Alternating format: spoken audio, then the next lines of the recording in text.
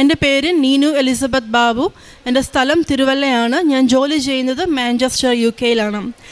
കൃപാസന അമ്മ വഴി എൻ്റെ ജീവിതത്തിൽ എനിക്ക് ലഭിച്ച രോഗസൗഖ്യങ്ങളും അനുബന്ധ അനുഗ്രഹങ്ങളെയും കുറിച്ച് പറയുവാനായിട്ട്, അമ്മയുടെ പ്രത്യക്ഷീകരണ സാക്ഷിയായിട്ട് ഈ വിശുദ്ധ സ്ഥലത്ത് നിൽപ്പാൻ എന്നെ അനുഗ്രഹിച്ച സ്വർഗത്തിന് ഞാൻ ആദ്യമേ നന്ദി പറയുന്നു. ഞാൻ ഉടമ്പടി എടുക്കുന്നത് മെയ് 20-നാണ്. 2025 മെയ് 20-നാണ് ഞാൻ ഉടമ്പടി എടുക്കുന്നത്. ഉണ്ടായ പ്രശ്നം എന്ന് വെച്ച് കഴിഞ്ഞാൽ എൻ്റെ ലെഫ്റ്റ് കാലിന് UK-യിൽ ഒരു എനിക്ക് യൂറിനറി ഇൻഫെക്ഷൻ വരികയും അവിടുന്ന് ഒരു ആൻറ്റിബയോട്ടിക് എടുത്തത് മൂലം എൻ്റെ കാലിന് ഒരു ബ്ലിസ്റ്റർ ഫോം ആവുകയും അവരത് കീറുകയും ചെയ്തു. കീറിക്കഴിഞ്ഞ് കുറച്ച് 1-2 മാസത്തിനുള്ളിനകത്ത് ഒരു ഇൻഫെക്ഷൻ, ഒരു ഫ്ലെഷ് ഈറ്റിംഗ് ബാക്ടീരിയ ഗ്രോത്ത് ആവുകയും അത് മേളിലേക്ക് കയറി വരികയും എൻ്റെ ലെഫ്റ്റ് കാല് മുട്ടിന് വെച്ച് മുറിക്കണമെന്ന് പറയുകയും ചെയ്തു. അവിടെ അങ്ങനെ ഞാൻ ഏപ്രിൽ മാസം മുതൽ ഞാൻ സിക്ക് ലീവിലായിരുന്നു. അതങ്ങനെ പെട്ടെന്ന് ഞാൻ ജൂലൈയിൽ ഞാൻ നാട്ടിലേക്ക് വരികയുമായിരുന്നു. ഞാൻ പറഞ്ഞു എനിക്ക് അവിടുത്തെ ട്രീറ്റ്മെൻറ്റ് വേണ്ട, ഞാൻ എൻ്റെ നാട്ടിലേക്ക് പോകുവാണ് എന്ന് പറഞ്ഞിട്ട് ഞാൻ നാട്ടിലേക്ക് വന്നതാണ്. അങ്ങനെ ടോട്ടൽ 5 സർജറി എൻ്റെ കാലിന് കഴിഞ്ഞു. എന്നിട്ടും പക്ഷെ മുറിവ് ഉണങ്ങുന്നുണ്ടായിരുന്നില്ല. അപ്പം ഞാൻ ചെറുപ്പകാലം മുതൽ തന്നെ ഞാൻ കർത്താവുമായിട്ട് വളരെ അറ്റാച്ച്ഡ് ആയിരുന്നു. കർത്താവിനോട് സംസാരിക്കാറുണ്ട്, ദർശനങ്ങളെ കാണാറുണ്ട്, സ്വപ്നങ്ങളെ കാണാറുണ്ട്.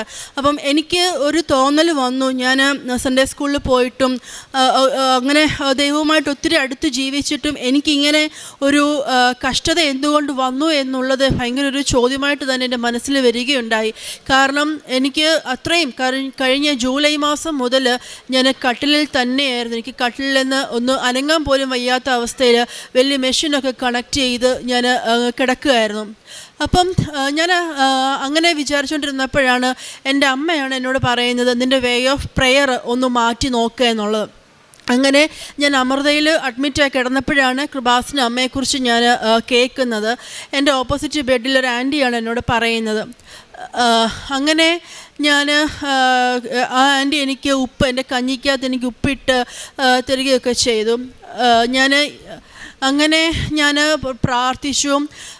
പ്രാർത്ഥിച്ച് ഈ ജൂലൈ മുറിവ് ഉണങ്ങുന്നുണ്ടായിരുന്നില്ല. അങ്ങനെ എല്ലിൽ അത് ഇൻഫെക്ഷൻ ആവുകയൊക്കെ ചെയ്തു. അങ്ങനെ ഞാൻ ഭയങ്കര എൻ്റെ ജോലിക്കും പ്രശ്നമായി, ടെർമിനേഷൻ എന്നുള്ള അവസ്ഥയിലൊക്കെ വന്നു കഴിഞ്ഞപ്പോൾ ജൂൺ 16-ാം തീയതി ഞാൻ അമ്മയോട് ഞാൻ പറഞ്ഞു, അമ്മ എനിക്ക് ഒരു അത്ഭുതം തന്നേ പറ്റുള്ളൂ. കാരണം ഞാൻ വേദപുസ്തകത്തിൽ വായിച്ചിട്ടുണ്ട്, നോഹയുടെ പെട്ടകം അരരാത്ത് പർവ്വതത്തിൽ ഉറച്ചത് 7-ാം മാസം ആണ് എന്ന് ഞാൻ വായിച്ചിട്ടുണ്ട്. അപ്പം ഞാൻ ജൂൺ മാസത്തിൽ ഞാൻ പ്രാർത്ഥിച്ചു അമ്മയോട്, അമ്മ എനിക്ക് നെക്സ്റ്റ് മാസം എനിക്കൊരു അനുഗ്രഹം തന്നേ പറ്റുള്ളൂ എന്ന് ഞാൻ പ്രാർത്ഥിച്ചു. പിന്നെ എൻ്റെ എല്ലാ പ്രാർത്ഥനകളിലും, പ്രത്യക്ഷീകരണ പ്രാർത്ഥനയിലെല്ലാം എപ്പോഴും ഞാനിങ്ങനെ തൈലം പുരട്ടി കാലിൽ തൈലം പുരട്ടി പ്രാർത്ഥിക്കുകയും ഫുഡ് കഴിക്കുമ്പോൾ ഉപ്പ് ചേർത്ത് കഴിക്കുകയൊക്കെ ചെയ്തു. അങ്ങനെ ഡെയിലി ഡ്രസ്സിങ് ആണ് ചെയ്യുന്നത്. എൻ്റെ അമ്മയാണ് എനിക്ക് ഡ്രസ്സിങ് ചെയ്തു തന്നുകൊണ്ടിരുന്ന കാലിന്. അങ്ങനെ ജൂലൈ മാസം 17-ാം തീയതി ഡ്രസ്സിങ് ചെയ്യാനായിട്ട് ഡ്രസ്സിങ് ഓപ്പൺ ചെയ്തപ്പോൾ അങ്ങനെ ആ വൂണ്ട്, അത് വലിയൊരു കുഴിയായിരുന്നു ചെറിയ വിരലിൻ്റെ താഴെയായിട്ടത്. കാരണം എനിക്ക് എൻ്റെ കാലിൻ്റെ അടിയിൽ എനിക്ക് ഫ്ലഷ് ഇല്ല, മാംസമില്ല. അത് ഫുള്ള് അത് സ്കൂപ്പ് ചെയ്ത് എടുത്ത് കളഞ്ഞതാണ്. പിന്നെ എൻ്റെ ഈ കാലയിൽ നിന്ന് ഇവിടെ സ്കിൻ ഗ്രാഫ്റ്റിംഗ് ചെയ്തതാണ്. ഇവിടുന്ന് തൊല്ലിയെടുത്ത് കാലിൻ്റെ അടിയിൽ വെച്ച് പിടിപ്പിച്ചിരിക്കുകയാണ്. അന്നേരം അങ്ങനെ എന്ന് കഴിഞ്ഞപ്പോഴത്തേക്ക് ആ മുറിവ് കംപ്ലീറ്റ് ആയിട്ട് ആ കുഴി അവിടെ കാണുന്നുണ്ടായിരുന്നില്ല ജൂലൈ 17-ാം തീയതി. അപ്പം അമ്മേനെ ഞാൻ എൻ്റെ കൂടെ കൂട്ടിയതിന് ശേഷം അമ്മ എനിക്ക് ചെയ്തു തന്ന അനുഗ്രഹങ്ങൾ അത്രയ്ക്കും വലിയ വലിയ കാര്യങ്ങളാണ്. കാരണം മെഡിക്കൽ സയൻസ് തള്ളിക്കളഞ്ഞു. കാരണം അവർ ശരിയാകും എന്ന് പറയുന്നതല്ലാതെ അതങ്ങോട്ട് എനിക്ക് ഒന്നും, കാരണം പുതിയ മുറിവ് ഉണ്ടാകുന്നു, എല്ലിലേക്ക് ബാധിക്കുന്നു. അവസാനം ഡോക്ടർ പറഞ്ഞു ചെറിയ വിരൽ മുറിച്ച് കളയണം എന്ന് പറഞ്ഞ അവസ്ഥയിലേക്ക് എത്തിയപ്പോൾ ഞാൻ കണ്ടിന്യൂസ് ആയിട്ട് ഇങ്ങനെ അമ്മയെക്കുറിച്ച് അറിഞ്ഞപ്പോൾ മുതൽ തന്നെ ഞാൻ അമ്മയുടെ ഇവിടുത്തെ സാക്ഷ്യം കേൾക്കുകയും പിന്നീട് അച്ഛൻ്റെ ടോക്കുകളൊക്കെ ദിവസവും എൻ്റെ ദിവസം തുടങ്ങുന്നത് തന്നെ ഡെയിലി ബ്രെഡ് കേട്ടുകൊണ്ടാണ് തുടങ്ങുന്നത്. അങ്ങനെ അമ്മയുമായിട്ട് ഒത്തിരി കൂടുതൽ അടുക്കുവാനായിട്ട് എനിക്ക് സാധിച്ചു. അങ്ങനെ ഒരു മുറിവ്, നോൺ ഹീലിംഗ് അൾസർ എനിക്ക് അമ്മയുടെ കൃപയാൽ എനിക്കത് ഉണക്കി തന്നു. 2, ഞാൻ എൻ്റെ 5 സർജറിയുമായിട്ട് ബന്ധപ്പെട്ട് ഞാൻ ഓറൽ ആൻറ്റിബയോട്ടിക് എടുത്തപ്പോൾ എൻ്റെ ഹാർട്ട് റേറ്റ് കൂടുകയും അത് 2-3 പ്രാവശ്യം എനിക്കത് ഭയങ്കര പുഷ്പരിയിലൊക്കെ ഞാൻ അഡ്മിറ്റൊക്കെ ആയിരുന്നു. അങ്ങനെ എൻ്റെ ഹാർട്ട് റേറ്റ് 200-250 ഒക്കെ ആവുകയും ഭയങ്കര വെപ്രാളപ്പെടുന്നൊരവസ്ഥയൊക്കെ എനിക്ക് ഉണ്ടാകുന്നുണ്ട് ഇടയ്ക്കിടയ്ക്ക്. അപ്പം അത് മുതൽ ഞാൻ ഈ കാശുരൂപ എപ്പോഴും ഞാൻ എപ്പോഴും എൻ്റെ കൂടെ ഉണ്ട്. എനിക്ക് വരാൻ പറ്റാത്തത് കൊണ്ട് എൻ്റെ അമ്മേനെ ഞാൻ ഉടമ്പടി എടുക്കുവാൻ വേണ്ടിയിട്ട് മാർച്ച് 12-ാം തീയതി വരികയും അപ്പോൾ അമ്മയുടെ കാശുരൂപം എനിക്ക് തരികയും ഉണ്ടായി. അപ്പോൾ എപ്പോഴും ഞാൻ കാശുരൂപം എപ്പോഴും എൻ്റെ കയ്യിൽ വെക്കാറുണ്ട്. അപ്പോൾ അന്നേരം എപ്പോഴും ഒരു ദിവസം കാശുരൂപം എൻ്റെ കയ്യിൽ നിന്ന് മാറിപ്പോയ സമയത്ത് ഞാൻ ടേബിളിൽ ഊരി വെച്ചിരിക്കുകയായിരുന്നു. അങ്ങനെ സഡൻ BP ലോ ആകും. അങ്ങനെയൊക്കെയുള്ളൊരവസ്ഥയിൽ ഞാൻ ഇങ്ങനെ എന്തോ ഇങ്ങനെ പെട്ടെന്ന് തിരിഞ്ഞപ്പോഴത്തേക്കും എനിക്ക് ഭയങ്കരമായിട്ട് എനിക്ക് ഹാർട്ട് റേറ്റ് കൂടുകയും ഭയങ്കരമായിട്ട് വെപ്രാളം വരികയും ചെയ്തു. അപ്പം ഞാൻ അമ്മയോട് പെട്ടെന്ന് പറഞ്ഞു, അമ്മ കാശുരൂപം എടുത്ത് തരാൻ പറഞ്ഞു. കാശുരൂപം തിരിച്ച് ഞാൻ എൻ്റെ കയ്യിൽ വെച്ചപ്പം എനിക്ക് അടുത്ത വാക്ക് എനിക്ക് പറയാൻ ഉദ്ദേശിക്കുന്നത് ഇൻസ്റ്റൻ്റ്ലി എന്നുള്ള വാക്ക് എനിക്കിപ്പം പറയാനായിട്ട് കിട്ടുന്നത്. ആ തൽക്ഷണം തന്നെ എൻ്റെ ഹാർട്ട് റേറ്റ് 200-220 നിന്ന് 160 വരികയും പിന്നീട് എനിക്ക് ഒരു 2-3 മാസമായിട്ട് എൻ്റെ ഹാർട്ട് റേറ്റിൻ്റെ ഒരു ഇഷ്യൂ എനിക്ക് ഉണ്ടായിട്ടുമില്ല. 3-ാമത്തെ കാര്യം, ഞാൻ ജാനുവരിയിൽ ഞാൻ ഡോക്ടറിനോട് പറഞ്ഞു പതുക്കെ നടക്കാൻ തുടങ്ങുക എന്ന് എന്നോട് പറഞ്ഞിട്ടുണ്ടായിരുന്നു. അങ്ങനെ ഞാൻ മാഞ്ചസ്റ്ററിലേക്ക് ഞാൻ തിരികെ പോയി കുറച്ച് കഴിഞ്ഞപ്പോഴത്തേക്ക് ഫെബ്രുവരി 5-ാം തീയതി ഞാൻ കിടന്നു. ഫെബ്രുവരി 6-ാം തീയതി ഞാൻ എഴുന്നേൽക്കുമ്പോൾ എൻ്റെ മുൻപിൽ മുഴുവൻ ഇരുട്ടാണ്. അന്നേരം ഒന്നും മനസ്സിലായില്ല. എൻ്റെ കാഴ്ച നഷ്ടപ്പെട്ടു പോയി എന്നുള്ളത് എനിക്ക് മനസ്സിലായിട്ടുണ്ടായിരുന്നില്ല. പിന്നെയും പെട്ടെന്ന് അതേ കൂട്ട് തന്നെ നാട്ടിലേക്ക് തിരികെ വരികയും മധുര അരവിന്ദ് ഹോസ്പിറ്റലിൽ ട്രീറ്റ്മെൻറ്റൊക്കെ എടുക്കുകയായിരുന്നു. അങ്ങനെ അന്നേരമൊക്കെ തന്നെയും അമ്മയുടെ തൈലം ഉപയോഗിച്ച് എൻ്റെ കണ്ണിൽ ഞാൻ പുരട്ടി, 2 കണ്ണുകളിലും പുരട്ടി ഞാൻ പ്രാർത്ഥിക്കാറുണ്ടായിരുന്നു. കാരണം എനിക്ക് ഈ ആൻറ്റിബയോട്ടിക് ഇങ്ങനെ എടുത്തത് മൂലം എനിക്ക് ഭയങ്കരമായിട്ട് ഛർദിലൊക്കെ വരികയും അങ്ങനെ എൻ്റെ 2 കണ്ണുകളുടെ റെറ്റിന ഇളകി പോവുകയും ചെയ്തിരുന്നു. അങ്ങനെയാണ് കംപ്ലീറ്റായിട്ട് എനിക്ക് കാഴ്ച നഷ്ടപ്പെട്ടു പോവുകയും ചെയ്തു. ഞാൻ മെയ് 20-ന് ഞാൻ ഇവിടെ വരുമ്പോൾ എനിക്ക് ഒന്നും കാണാൻ എനിക്ക് സാധിച്ചിരുന്നില്ല. ഞാൻ ബ്ലൈൻഡ് ആയിരുന്നു. പക്ഷെ ഇപ്പം എനിക്ക് ആൾക്കാരെയൊക്കെ കാണാം. ഇന്നലെ ഞാൻ മധുരയിൽ പോയിട്ട് രാത്രി വീട്ടിൽ വന്നതേ ഉള്ളൂ. അപ്പം എനിക്ക് ആ ഒരു ഡിപ്പെൻഡൻസി ലെവൽ, ആ കംപ്ലീറ്റ് ഡിപ്പെൻഡൻസി ലെവലിൽ നിന്ന് എനിക്ക് മാറി എൻ്റെ കാര്യങ്ങൾ സ്വയമായിട്ട് ചെയ്യാൻ തരത്തിലുള്ള ഒരു കാഴ്ച എനിക്ക് അമ്മ തരികയും ചെയ്തു. ഞാൻ ഈ ഫെബ്രുവരിയിൽ ഞാൻ നാട്ടിൽ വന്നപ്പം ഞാൻ വിഷമിച്ച് അങ്ങനെ ഇരുന്ന സമയത്ത് ഞാൻ എൻ്റെ അമ്മ എൻ്റെ റൂമിൽ വരികയും അപ്പം ഞാൻ അമ്മയെന്ന് വിളിച്ചപ്പോൾ എൻ്റെ അമ്മ എന്നോട് പറഞ്ഞു, നീനു നിൻ്റെ മനസ്സിൽ വരുന്ന ചോദ്യം ചോദിക്കേണ്ട, കാരണം നമുക്ക് ദൈവത്തെ ക്വസ്റ്റ്യൻ ചെയ്യുവാനായിട്ട് ഒരു റൈറ്റുമില്ല എന്ന് പറഞ്ഞു. അപ്പം എനിക്കത് ഇതുവരെ ഞാൻ എൻ്റെ ജീവിതത്തിൽ എൻ്റെ കർത്താവിനെ ഞാൻ ചോദ്യം ചെയ്തിട്ടില്ല. അപ്പം ഞാൻ ക്ഷമ പറയുകയും ഞാൻ കുറേ നേരം ഇങ്ങനെ പ്രത്യക്ഷീകരണ പ്രാർത്ഥന ചൊല്ലി, വിശ്വാസ പ്രമാണമൊക്കെ ചൊല്ലി കുറേ നേരം ഞാൻ പ്രാർത്ഥിച്ചു കഴിഞ്ഞപ്പം എൻ്റെ മനസ്സിലേക്ക് പെട്ടെന്നൊരു വാക്യം വരികയാണ്. എനിക്കതിൻ്റെ കോണ്ടെക്സ്റ്റോ കാര്യങ്ങളൊന്നും അറിയത്തില്ലായിരുന്നു. പക്ഷേ എൻ്റെ മനസ്സിലേക്കൊരു വാക്യം വരികയാണ്, അന്യരുടെ കണ്ണാലല്ല എൻ്റെ സ്വന്തം കണ്ണാൽ ഞാൻ എൻ്റെ ഉടയവനെ കാണുമെന്നുള്ളൊരു കാര്യം. അപ്പം എനിക്ക് ആദ്യം എനിക്ക് മനസ്സിലായില്ല, അതെന്താണ് ഇങ്ങനെ വരുന്നത്, ഇങ്ങനൊരു വാക്യം ഒന്നും മനസ്സിലായില്ല. പിന്നീട് ഞാൻ 1-2 പേരോട് ചോദിച്ചപ്പോൾ പറഞ്ഞു, ഇത് ഇയ്യോബിൻ്റെ ജീവിതത്തിൽ ഇയ്യോബ് പറയുന്നൊരു കാര്യമാണ് എന്നുള്ളത്. അന്ന് എനിക്ക് മനസ്സിലായി, എനിക്ക് പൂർണ്ണമായും എനിക്ക് കാഴ്ച കിട്ടും എന്ന്. കാരണം എൻ്റെ സ്വന്തം കണ്ണാൽ തന്നെ ഞാൻ ബൈബിൾ വായിച്ചിട്ട് ഇപ്പോൾ 9 മാസമായി. അല്ലാത്ത പറഞ്ഞതുപോലെ ഭയങ്കര അറ്റാച്ച്ഡ് ആയിരുന്നു. എന്ത് വന്നാലും എന്ത് ഫീലിങ്സ് ആണെങ്കിലും ബൈബിൾ എടുത്ത് വായിക്കുന്ന ഒരു ഇതായിരുന്നു. അപ്പം ബൈബിള് വായിക്കാത്തൊരവസ്ഥ എനിക്ക് ഭയങ്കര ഒരു ബുദ്ധിമുട്ടായിരുന്നു. അപ്പോൾ അന്നേരം എൻ്റെ മനസ്സിലേക്ക് വന്നതാണ് എനിക്ക് തീർച്ചയായും എനിക്ക് കാഴ്ച ലഭിക്കുമെന്നുള്ളത്. അത് ഇന്നലെ എനിക്ക് ഡോക്ടർ അത് കണ്ണിൻ്റെ കാഴ്ച ഇമ്പ്രൂവ് ആകുന്നുണ്ട് എന്നുള്ള ഒരു മാതാവ് എനിക്കത് നടത്തി തന്നു എന്നുള്ളതാണ്. നാലാമത്തെ ഒരു കാര്യം, ഞാൻ കൊച്ചിലെ മുതലേ തന്നെ എനിക്ക് ഒരു ബുദ്ധിമുട്ടുണ്ടായിരുന്നു. രാത്രിയിൽ ഭയങ്കരമായിട്ട് ഉറക്കം ഡിസ്റ്റർബ്ഡ് ആകുന്ന ഒരു ബുദ്ധിമുട്ട് എനിക്കുണ്ടായിരുന്നു. കാരണം എനിക്ക് രാത്രിയിൽ കിടക്കുമ്പോൾ എനിക്ക് ഈ പാമ്പിനെ സ്വപ്നം കാണുന്നൊരു ബുദ്ധിമുട്ട് എനിക്കുണ്ടായിരുന്നു. അതുകൊണ്ട് എനിക്ക് ശരിക്കും ഉറങ്ങാനായിട്ട് എനിക്ക് സാധിച്ചിരുന്നില്ല. സ്കൂളിൽ പഠിക്കുമ്പോൾ ഒക്കെ തന്നെ സ്കൂളിലോട്ട് വീട്ടിൽ നിന്ന് ഇറങ്ങുമ്പോൾ മുതൽ തന്നെ ഇവരെ ഇങ്ങനെ എൻ്റെ വഴിയിൽ കാണുകയും ചില സമയത്ത് അടുത്ത കാൽച്ചുവട് വെക്കുന്നത് മേ ബി അതിൻ്റെ മുകളിലേക്കൊക്കെ ആയിരിക്കും. പക്ഷെ അവിടെ നിന്നെല്ലാം എന്നെ രക്ഷപ്പെടുത്തിക്കൊണ്ട് വന്നു. അങ്ങനെ ഞാൻ കഴിഞ്ഞ ആഴ്ച ഞാൻ 28-ാം തീയതി ഞാൻ എൻ്റെ ബെഡിൽ ഇരിക്കുമ്പോൾ അമ്മ എൻ്റെ മനസ്സിലേക്ക് എനിക്കൊരു ചിന്ത തരികയാണ്, നീനു, നിൻ്റെ വീടിനകത്ത് പാമ്പുണ്ട്, നീ സൂക്ഷിക്കണമെന്നുള്ള ഒരു മെസ്സേജ് എൻ്റെ അമ്മ എനിക്ക് എൻ്റെ മനസ്സിലേക്ക് തരികയാണ്.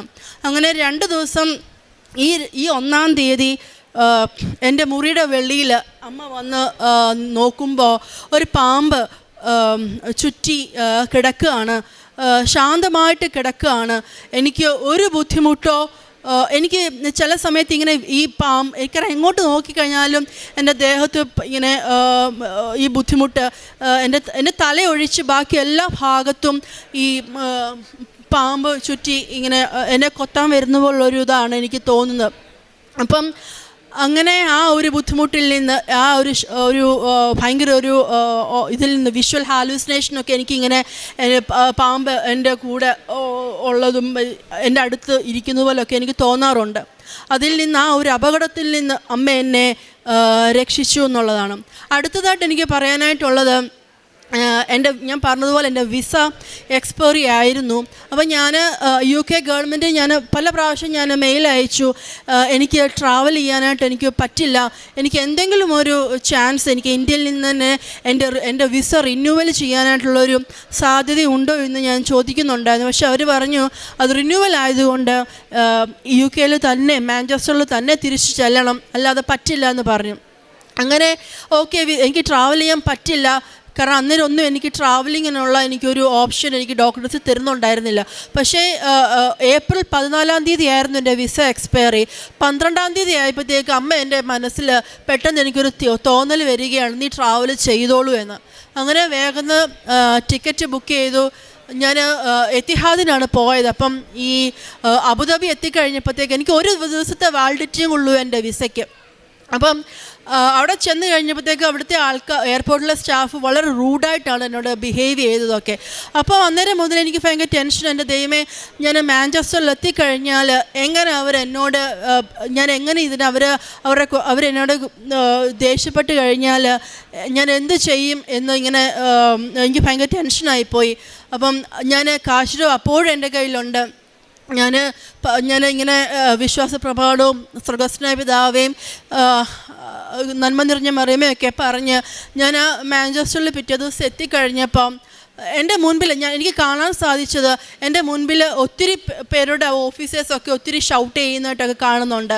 അപ്പം എന്നെ വിളിച്ചു കഴിഞ്ഞപ്പോൾ എനിക്ക് കാണാൻ സാധിച്ചത് എൻ്റെ ഒരു ഓഫീസർ എന്ന് പറയുന്നത് ഒരു ലേഡി, അധികം പ്രായമൊന്നുമില്ല, കണ്ടു കഴിഞ്ഞാൽ അമ്മ മാതാവിനെ കൂട്ട് ദൈവമാതാവിനെ കൂട്ട് തന്നെ ഇരിക്കുന്ന ഒരു ലേഡിയാണ് എനിക്ക് കിട്ടിയത്.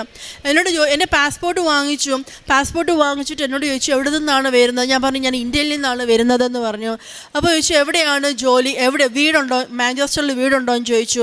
ഞാൻ പറഞ്ഞു അതെനിക്ക് മാഞ്ചസ്റ്ററിൽ വീടുണ്ട്, അവിടെ റെൻറ്റിൽ താമസിക്കുന്നത്, പിന്നെ ജോലി എവിടെയാണെന്ന് ചോദിച്ചു. ഞാൻ പറഞ്ഞു ഞാൻ ഇന്ന സ്ഥലത്ത് മാഞ്ചസ്റ്ററിൽ ഇന്ന ഹോസ്പിറ്റലിലാണ് ഞാൻ വർക്ക് ചെയ്യുന്നതെന്ന് പറഞ്ഞു. അപ്പോഴേക്കും എൻ്റെ കയ്യിൽ കാശ് രൂപമുണ്ട്, ഞാൻ പ്രാർത്ഥിച്ചുകൊണ്ടിരിക്കുകയാണ്. ആ കാശ് രൂപം പ്രാർത്ഥിച്ചുകൊണ്ടിരിക്കുമ്പോൾ എന്നോട് വേറെ ഒരു ക്വസ്റ്റ്യനും എന്നോട് ചോദിച്ചില്ല. എന്നോട് യു ആർ വെൽക്കം ബാക്ക് എന്നും പറഞ്ഞിട്ട് എൻ്റെ തമ്പും എൻ്റെ ബയോമെട്രിക്കും എടുത്തിട്ട് അവർ എന്നെ തിരികെ എനിക്ക് ഇമിഗ്രേഷൻ എനിക്ക് ക്ലിയർ ചെയ്ത് തരികയുണ്ടായി. അങ്ങനെ ഞാൻ വിസയ്ക്ക് അപ്ലൈ ചെയ്തു. 14-ാം തീയതി ആയിരുന്നു എൻ്റെ ലാസ്റ്റ് ഡേറ്റ്. 15-ന് എൻ്റെ വിസ എനിക്ക് പുതിയതായിട്ട് അവർ തന്നു. ഉച്ചയായപ്പോഴത്തേക്ക് വെരി നെക്സ്റ്റ് ഡേയിൽ തന്നെ എനിക്ക് എൻ്റെ വിസ റിന്യൂ ചെയ്ത് തന്നു. 17-ാം തീയതി ഞാൻ കൊച്ചിലെ മുതലേ രാത്രിയിലൊക്കെയും കിട്ടുന്ന സമയത്തൊക്കെ ഞാൻ പ്രാർത്ഥിക്കും. ഞാൻ രാത്രിയിലൊക്കെ ഉറക്കത്തിൽ നിന്ന് എഴുന്നേറ്റിരുന്ന് പ്രാർത്ഥിക്കും. അങ്ങനെ പ്രാർത്ഥിച്ചുകൊണ്ടിരുന്നപ്പം അത് 16-ാം തീയതി രാത്രി ഞാൻ പ്രാർത്ഥിച്ചുകൊണ്ടിരുന്നപ്പം പെട്ടെന്ന് എൻ്റെ എനിക്കൊരു സുഗന്ധ അഭിഷേകം, മെഴുകുതിരിയുടെ ഒരു മണം എനിക്ക് കിട്ടുക. അപ്പം എനിക്ക് സമയം, കണ്ണ് കാണാത്തതുകൊണ്ട് എനിക്ക് സമയം ഒന്നും എനിക്കറിയില്ല. അപ്പം എൻ്റെ മനസ്സിലേക്ക് ജനൽ തുറന്ന് കിടക്കുകയായിരുന്നു. അപ്പോൾ എൻ്റെ മനസ്സിലേക്ക് വന്നു, ദൈവമേ, ഈ നേരത്ത് ഈ പാതിരയ്ക്ക് ആരാണ് ഇവിടെ മെഴുകുതിരി കത്തിക്കുന്നതെന്നുള്ളത്.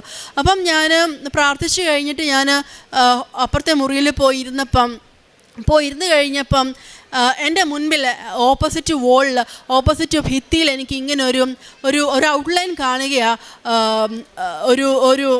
അതെന്ന് വെച്ച് കഴിഞ്ഞാൽ പണ്ടത്തെ ഈ യഹൂദ സ്ത്രീകളുടെയൊക്കെ പടം പോലത്തെ, ശിരോവസ്ത്രം പോലത്തെ ഒരു ഔട്ട്ലൈനാണ് ഞാൻ കാണുന്നത്. ഒരു ബ്ലൂവിഷ് സിൽവർ ഗ്രേ കളറിലുള്ള ഒരിത്. അപ്പം ഞാൻ അവിടെ ഇരുന്ന് കഴിഞ്ഞപ്പം അതിങ്ങനെ എൻ്റെ നേർക്ക് ഇറങ്ങി വരുന്ന പോലെയാണ് എനിക്ക് തോന്നിയത്. എന്നോട് എന്തോ പറയാൻ ശ്രമിക്കുന്നത് പോലെയാണ് എനിക്ക് തോന്നിയത്. അപ്പം ഞാൻ വിചാരിച്ചത് എൻ്റെ കണ്ണിന് എന്താ പറ്റിയത്? ഒന്നാമത് എനിക്ക് കണ്ണ് കാണത്തില്ല. അപ്പോൾ ഈ എന്താണ് കണ്ണ് ചിമ്മിച്ചിമ്മി ഞാൻ നോക്കുമ്പോഴും ആ അമ്മ എൻ്റെ അടുക്കൽ അമ്മയാണ് അമ്മ എൻ്റെ ആ രൂപം ഭിത്തിയിൽ നിറങ്ങി എൻ്റെ അടുക്കിലേക്ക് വരുന്നത് പോലെയാണ് എനിക്ക് തോന്നിയത്. അപ്പോൾ ഞാൻ ഫോൺ കട്ട് ചെയ്തിട്ട് ഞാൻ അമ്മയെ വിളിച്ചു. ഞാൻ വിചാരിച്ചു ഇനിയെല്ലാം നാട്ടിലുള്ള എന്തെങ്കിലും നമുക്ക് അങ്ങനെ തോന്നുമല്ലോ വേറെ സ്ഥലത്ത് നിൽക്കുമ്പോൾ. ഞാൻ അമ്മയെ വിളിച്ചു. ആ അമ്മയോട് ചോദിച്ചു, അമ്മ പ്രത്യക്ഷീകരണ പ്രാർത്ഥന ചൊല്ലുവാണോ എന്ന് ചോദിച്ചപ്പം അമ്മയോട് പറഞ്ഞു, അല്ല, ഇവിടെ ഇപ്പം രാവിലെ 7 മണിയായി, ഞാൻ ജോലി ചെയ്യുകയാണ് എന്ന് പറഞ്ഞു. അങ്ങനെ ആയപ്പോഴത്തേക്ക് എനിക്ക് മനസ്സിലായി സഞ്ചാരി മാതാവ് എൻ്റെ അടുക്കൽ വന്നതാണ് എന്നുള്ള ഒരു വിശ്വാസം എനിക്കുണ്ടായി. കാരണം അപ്പം എനിക്ക് കംപ്ലീറ്റ് ബോധ്യമായി അമ്മ എൻ്റെ കൂടെ തന്നെ ഉണ്ട്. എനിക്ക് പൂർണ്ണമായിട്ടും കാഴ്ച ലഭിക്കും. ദൈവവചനം വായിക്കാൻ തക്കതായിട്ടുള്ള കാഴ്ച എനിക്ക് ലഭിക്കും. ഇതുവരെ ഞാൻ കൃപാസന പത്രം ഞാൻ വായിച്ചിട്ടില്ല. അതിനും അമ്മ എന്നെ സഹായിക്കും. എനിക്കതിനൊരു അവസരം കിട്ടും എന്ന് എനിക്ക് ഉത്തമമായുള്ളൊരു വിശ്വാസം എനിക്കുണ്ട്. അമ്മയുടെ പ്രത്യക്ഷീകരണ സാക്ഷിയായിട്ട് എന്നെ ഈ ലോകത്തിന് മുൻപിൽ നിർത്തണേ എന്നും കൂടെ ഞാൻ പ്രാർത്ഥിക്കുന്നു. കാരുണ്യ പ്രവൃത്തികൾ ചെയ്തത് പൊതിച്ചോറ് കൊടുക്കാറുണ്ട്. പിന്നെ നമുക്ക് കിട്ടുന്ന വരുമാനത്തിലൊരു ഭാഗം മാറ്റി വെച്ചിട്ട് അത് അർഹതപ്പെട്ടവർക്ക് കൊടുക്കും.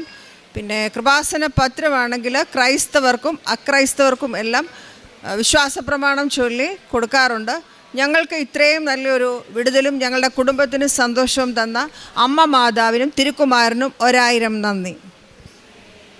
ഈ പ്ലാറ്റ്ഫോമിൽ ഞങ്ങൾക്ക് നിൽക്കാനൊരു യോഗ്യതയുമില്ല, പക്ഷെങ്കിൽ ഇതിനും ഒരവസരം തന്ന അമ്മ മാതാവിന് നന്ദി. വിശുദ്ധ യോഹന്നാൻ്റെ സുവിശേഷം 15-ാം അധ്യായം 3-ാം തിരുവചനം, ഞാൻ നിങ്ങളോട് പറഞ്ഞ വചനം നിമിത്തം നിങ്ങൾ ശുദ്ധിയുള്ളവരായിരിക്കുവിൻ. നീതു ബാബു തിരുവല്ലയുടെ സാക്ഷ്യം നമ്മോട് പറയുന്നത്, അവരുടെ കാലുകൾ മുറിച്ച് കളയേണ്ട അവസ്ഥയിലേക്ക് വന്ന സമയത്ത്, കാലിലെല്ലാം പഴുപ്പ് കയറി വന്ന സമയത്തെല്ലാം പരിശുദ്ധ അമ്മയോട് ചോദിക്കുന്നുണ്ട് ഒരു വാക്ക്, ഈശോ, ഞാൻ നിന്നോട് കൂടെ ആയിരുന്നില്ലേ? നിന്നോട് കൂടെ ആയിരുന്നല്ലോ ജീവിച്ചിരുന്നത്, എന്തുകൊണ്ട് എനിക്കിങ്ങനെയെല്ലാം സംഭവിച്ചു? യേശുവിൽ പ്രിയമുള്ളവരെ, എന്തുകൊണ്ടെന്ന് ചോദിക്കാൻ നമുക്ക് പാടില്ല. കാര്യം ദൈവം ശക്തനായവനാണ്. ശക്തനായവൻ നമ്മുടെ കൂടെയുള്ളപ്പോൾ നമ്മൾ എന്തിനാ ഭയപ്പെടുന്നത്? പിന്നീടാണ് ഈ മോൾക്ക് യൂട്യൂബിൽ ആരാധനയിലൂടെയും സാക്ഷ്യം കേൾവിയിലൂടെയും അമ്മക്കുട്ടിക്ക് മാറ്റം സംഭവിക്കുക.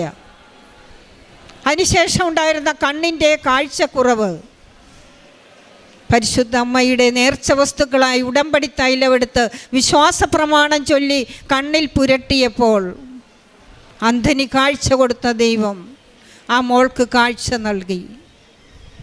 ഉടമ്പടി ജീവിതത്തിൽ സ്ഥിരതയോടുകൂടി നിൽക്കാൻ പരിശുദ്ധ അമ്മ പ്രേരിപ്പിക്കുകയാണ്. അമ്മയെ കാണാൻ ഭിത്തിയിലേക്ക് ഗ്രേ കളറിലുള്ള ഒരു ലേഡി വന്ന് നിൽക്കുന്നതായിട്ട് ആ മോൾക്ക് കാണാൻ സാധിച്ചു. അമ്മയെ കാണിച്ചു കൊടുക്കുകയാണ്. അമ്മ പിന്നീട് സംസാരിക്കാൻ തുടങ്ങി. നീ ചെയ്യേണ്ട കാര്യങ്ങളും നീ പറയേണ്ട വാക്കുകളുമെല്ലാം പരിശുദ്ധമ്മ പറഞ്ഞു കൊടുക്കാൻ തുടങ്ങി. അമ്മ കൂടെ നടക്കുന്ന അനുഭവമായി. ഉടമ്പടി ജീവിതത്തിൽ വിശുദ്ധിയോടുകൂടി ജീവിച്ചാൽ പരിശുദ്ധമ്മ ശക്തനായവല്ലെന്ന് വൻ കാര്യം ചെയ്തു തരും. ഈ മകള് ഈ സാക്ഷ്യം നമ്മളുടെ ജീവനുള്ള അമ്മയുടെ മുന്നിൽ വന്ന് പറയുന്നത് നമ്മൾക്കൊരു സാക്ഷ്യം ആയിട്ട് തന്നെയാണ്. അവൾക്ക് 5 കാര്യം ഒരിക്കലും സാധിക്കില്ലെന്ന് കരുതി ഈ കണ്ണിനും കാലിനും കേടുവന്ന ഈ മോള് അമ്മയുടെ സാന്നിധ്യത്താൽ അമ്മയുടെ കരങ്ങളാൽ സൗഖ്യപ്പെടുകയാണ്. ഈ സാക്ഷ്യം നമ്മോട് പറയുന്നത് ജീവനുള്ള സാക്ഷ്യമായിട്ടാണ്. പരിശുദ്ധമ്മ സമയത്തിൻ്റെ അമ്മയാണ്. സമയഘടികാരം നെഞ്ചിൽ ചാർത്തി കടന്നു വന്ന് നിങ്ങൾ അവൻ പറയുന്നത് പോലെ ചെയ്തുകൊള്ളൂ എന്നുള്ള ആ ഉടമ്പടി വചനം നമ്മളുടെ പരിശുദ്ധമ്മ അവൻ പറയുന്നത് പോലെ ചെയ്തപ്പോൾ അമ്മ തമ്പുരാനോട് നമ്മുടെ കാര്യങ്ങളെല്ലാം പറഞ്ഞു. നമ്മുടെ പരിശുദ്ധ അമ്മയുടെ അൾത്താരയിൽ വന്ന് സാക്ഷ്യം പറയുവാൻ ഈ മോളെ അനുഗ്രഹിച്ചു. ഒരിക്കലും നടക്കില്ലെന്ന് പറഞ്ഞ കാര്യം പരിശുദ്ധമ്മ സമയം ലൈറ്റ് വെയിറ്റായിട്ട് കുറച്ച് എല്ലാം സാധിച്ചു കൊടുത്ത 5 കാര്യങ്ങൾ പരിശുദ്ധ അമ്മ വഴി ഇവർക്ക് കിട്ടിയത് ശക്തനായവല്ലെന്ന് വൻ കാര്യം ചെയ്തു കൊടുത്ത അമ്മയ്ക്ക് ഈശോയ്ക്കും നമ്മൾക്ക് കരങ്ങളടിച്ച് നന്ദി. എൻ്റെ പേര് മറിയാമ്മ സെബാസ്റ്റ്യൻ. ഇത് എൻ്റെ അമ്മച്ചിയാണ്, ത്രേസ്യാമ്മ വർഗീസ്. ഞങ്ങൾ അർത്തുങ്കൽ ബസിലിക്ക ഇടവാങ്കാംഗങ്ങളാണ്. ഞാൻ ഉടമ്പടി എടുത്തത് 20/4/2021 ഇവിടെ ഞാൻ പറയാൻ പോകുന്ന ആദ്യത്തെ കാര്യം, എൻ്റെ അമ്മച്ചി കഴിഞ്ഞ വർഷം ജൂലൈയിൽ ഒന്ന് വീണതിൻ്റെ ഫലമായിട്ട് നട്ടെല്ല് പൊട്ടുകയുണ്ടായി. ഞങ്ങൾ 10-75 ദിവസം 2-3 ആശുപത്രിയിലായി അഡ്മിറ്റായിരുന്നു. അപ്പോൾ അവസാനം വണ്ടാനത്ത് ആശുപത്രിയിൽ അഡ്മിറ്റായപ്പോൾ ഡോക്ടർ പറഞ്ഞു അമ്മച്ചി ഫുൾ ബെഡിലായി പോയായിരുന്നു. മലവും മൂത്രവും എല്ലാം ബെഡിലായിരുന്നു. ഒട്ടും നടക്കാൻ പറ്റാത്ത അവസ്ഥയിലാണ് 10-40 ദിവസം ഞങ്ങൾ വണ്ടാനത്ത് ഓപ്പറേഷനായിട്ട് കിടന്നത്. അപ്പോൾ ഡോക്ടർ പറഞ്ഞത് അമ്മച്ചി എണീറ്റ് നടക്കാൻ സാധ്യതയില്ല, തളർന്നു പോകാൻ മാത്രമാണ് സാധ്യത എന്നാണ് പറഞ്ഞത്. അതുകൂടാതെ MRI സ്കാൻ റിപ്പോർട്ട് കണ്ടപ്പോൾ സ്കാനിൻ്റെ റിപ്പോർട്ടിൽ അത് ക്യാൻസർ ആകാൻ നല്ല സാധ്യതയുണ്ടെന്ന് കൂടി ഇതിൻ്റെ കൂടെ പറഞ്ഞപ്പോൾ ഞങ്ങൾ ആകെ വിഷമിച്ചു പോയി. ഞങ്ങൾ മാതാവിനോട് ശക്തമായി പ്രാർത്ഥിച്ചു, എൻ്റെ അമ്മച്ചി തളർന്നും പോകരുത്, എൻ്റെ അമ്മച്ചിക്ക് ക്യാൻസർ ഉണ്ടാകുകയും ചെയ്യരുതെന്ന് മാതാവിനോട് പ്രാർത്ഥിച്ചു. ഉടമ്പടി തൈലം അമ്മച്ചിയുടെ നടുവിൽ ഞാൻ തൂത്തു കൊടുക്കുമായിരുന്നു. അമ്മച്ചി പ്രത്യക്ഷീകരണ പ്രാർത്ഥനയുടെ പുസ്തകം അരയിൽ ബെൽറ്റ് ഉണ്ടായിരുന്നു, ബെൽറ്റ് വെച്ച് കെട്ടും, പ്രാർത്ഥിക്കാൻ നേരം എടുക്കും, വീണ്ടും അത് അരയിൽ ബെൽറ്റിൽ കെട്ടി ധരിച്ചാണ് അമ്മച്ചി കട്ടിലേക്ക് കിടന്നിരുന്നത്. അതിൻ്റെ ഫലമായി അച്ഛൻ്റെ പ്രാർത്ഥനയും ആരാധനയും ഒക്കെ ഫോണിൽ ഞാൻ അമ്മച്ചിക്ക് വെച്ച് കൊടുക്കുമായിരുന്നു. അതിൻ്റെ എല്ലാം ഫലമായി പ്രാർത്ഥനയുടെയും ഉടമ്പടി നേർച്ച വസ്തുക്കളുടെ ഉപയോഗത്തിൻ്റെയും ഫലമായി അമ്മച്ചിയുടെ ഓപ്പറേഷൻ കഴിഞ്ഞ് അമ്മച്ചി നടക്കുകയും ഡോക്ടർ അപ്പം തന്നെ പുറത്ത് വന്നിട്ട് പറഞ്ഞു നമ്മൾ പേടിച്ചതുപോലെ ഒരു കുഴപ്പവുമില്ല, അമ്മച്ചിക്ക് ക്യാൻസറിൻ്റേതായ ഒരു കുഴപ്പങ്ങളുമില്ലെന്ന് പറഞ്ഞു. ഞങ്ങളെ അതിൽ നിന്നും അമ്മ കരകയറ്റി. അതിനമ്മയ്ക്ക് നന്ദി പറയുന്നു. വീണ്ടും അമ്മച്ചിയുടെ ഓപ്പറേഷൻ കഴിഞ്ഞ് കൃത്യം 3 മാസമായപ്പോൾ എനിക്ക് ഒരു ആക്സിഡൻ്റ് ഉണ്ടായി. ആക്സിഡൻറ്റിൽ CT സ്കാൻ ചെയ്ത് കഴിഞ്ഞപ്പോഴത്തേക്ക് എൻ്റെ 5ാമത്തെ വാരിയെല്ലിന് പൊട്ടലുണ്ട്. അപ്പോൾ ഡോക്ടർ എന്നോട് പറഞ്ഞ് ആശുപത്രിയിൽ അഡ്മിറ്റ് ആകേണ്ട ആവശ്യമുണ്ടെന്ന് പറഞ്ഞു. പക്ഷേ എനിക്ക് ആശുപത്രിയിൽ അഡ്മിറ്റ് ആകാൻ ഒട്ടും താല്പര്യമില്ലായിരുന്നു. അങ്ങനെ ഞങ്ങൾ ആശുപത്രിയിൽ അഡ്മിറ്റ് ആകുന്നില്ലെന്നും പറഞ്ഞ് പുറത്തിറങ്ങിയപ്പോൾ എൻ്റെ മനസ്സിൽ തോന്നുന്നുണ്ട് ആശുപത്രിയിൽ അഡ്മിറ്റ് ആകുന്ന ആരോ പറയുന്നത് പോലെ. അപ്പം ഞാൻ ലിഫ്റ്റിൽ നിന്ന് ഞാൻ പ്രാർത്ഥിച്ചു, ഉടമ്പടി എടുത്ത ആരെങ്കിലും എന്നോട് പറയണം ആശുപത്രിയിൽ അഡ്മിറ്റ് ആകാൻ, എന്നാൽ മാത്രമേ ഞാൻ ആശുപത്രിയിൽ അഡ്മിറ്റ് ആകുകയുള്ളൂ മാതാവേ എന്ന് ഞാനിങ്ങനെ മനസ്സിൽ പ്രാർത്ഥിച്ചു.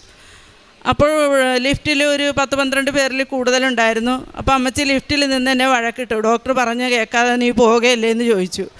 അപ്പോൾ ഈ 10-12 പേരിൽ ആരും മിണ്ടിയില്ല. ഒരു സ്ത്രീ മാത്രം അമ്മച്ചിയോട് കാര്യം ചോദിച്ചു, എന്താണ്? അപ്പോൾ അമ്മച്ചി കാര്യം പറഞ്ഞു, ഇങ്ങനെ ആശുപത്രിയിൽ അഡ്മിറ്റ് ആകാൻ പറഞ്ഞിട്ട് അവിടെ അഡ്മിറ്റ് ആകുന്നില്ല.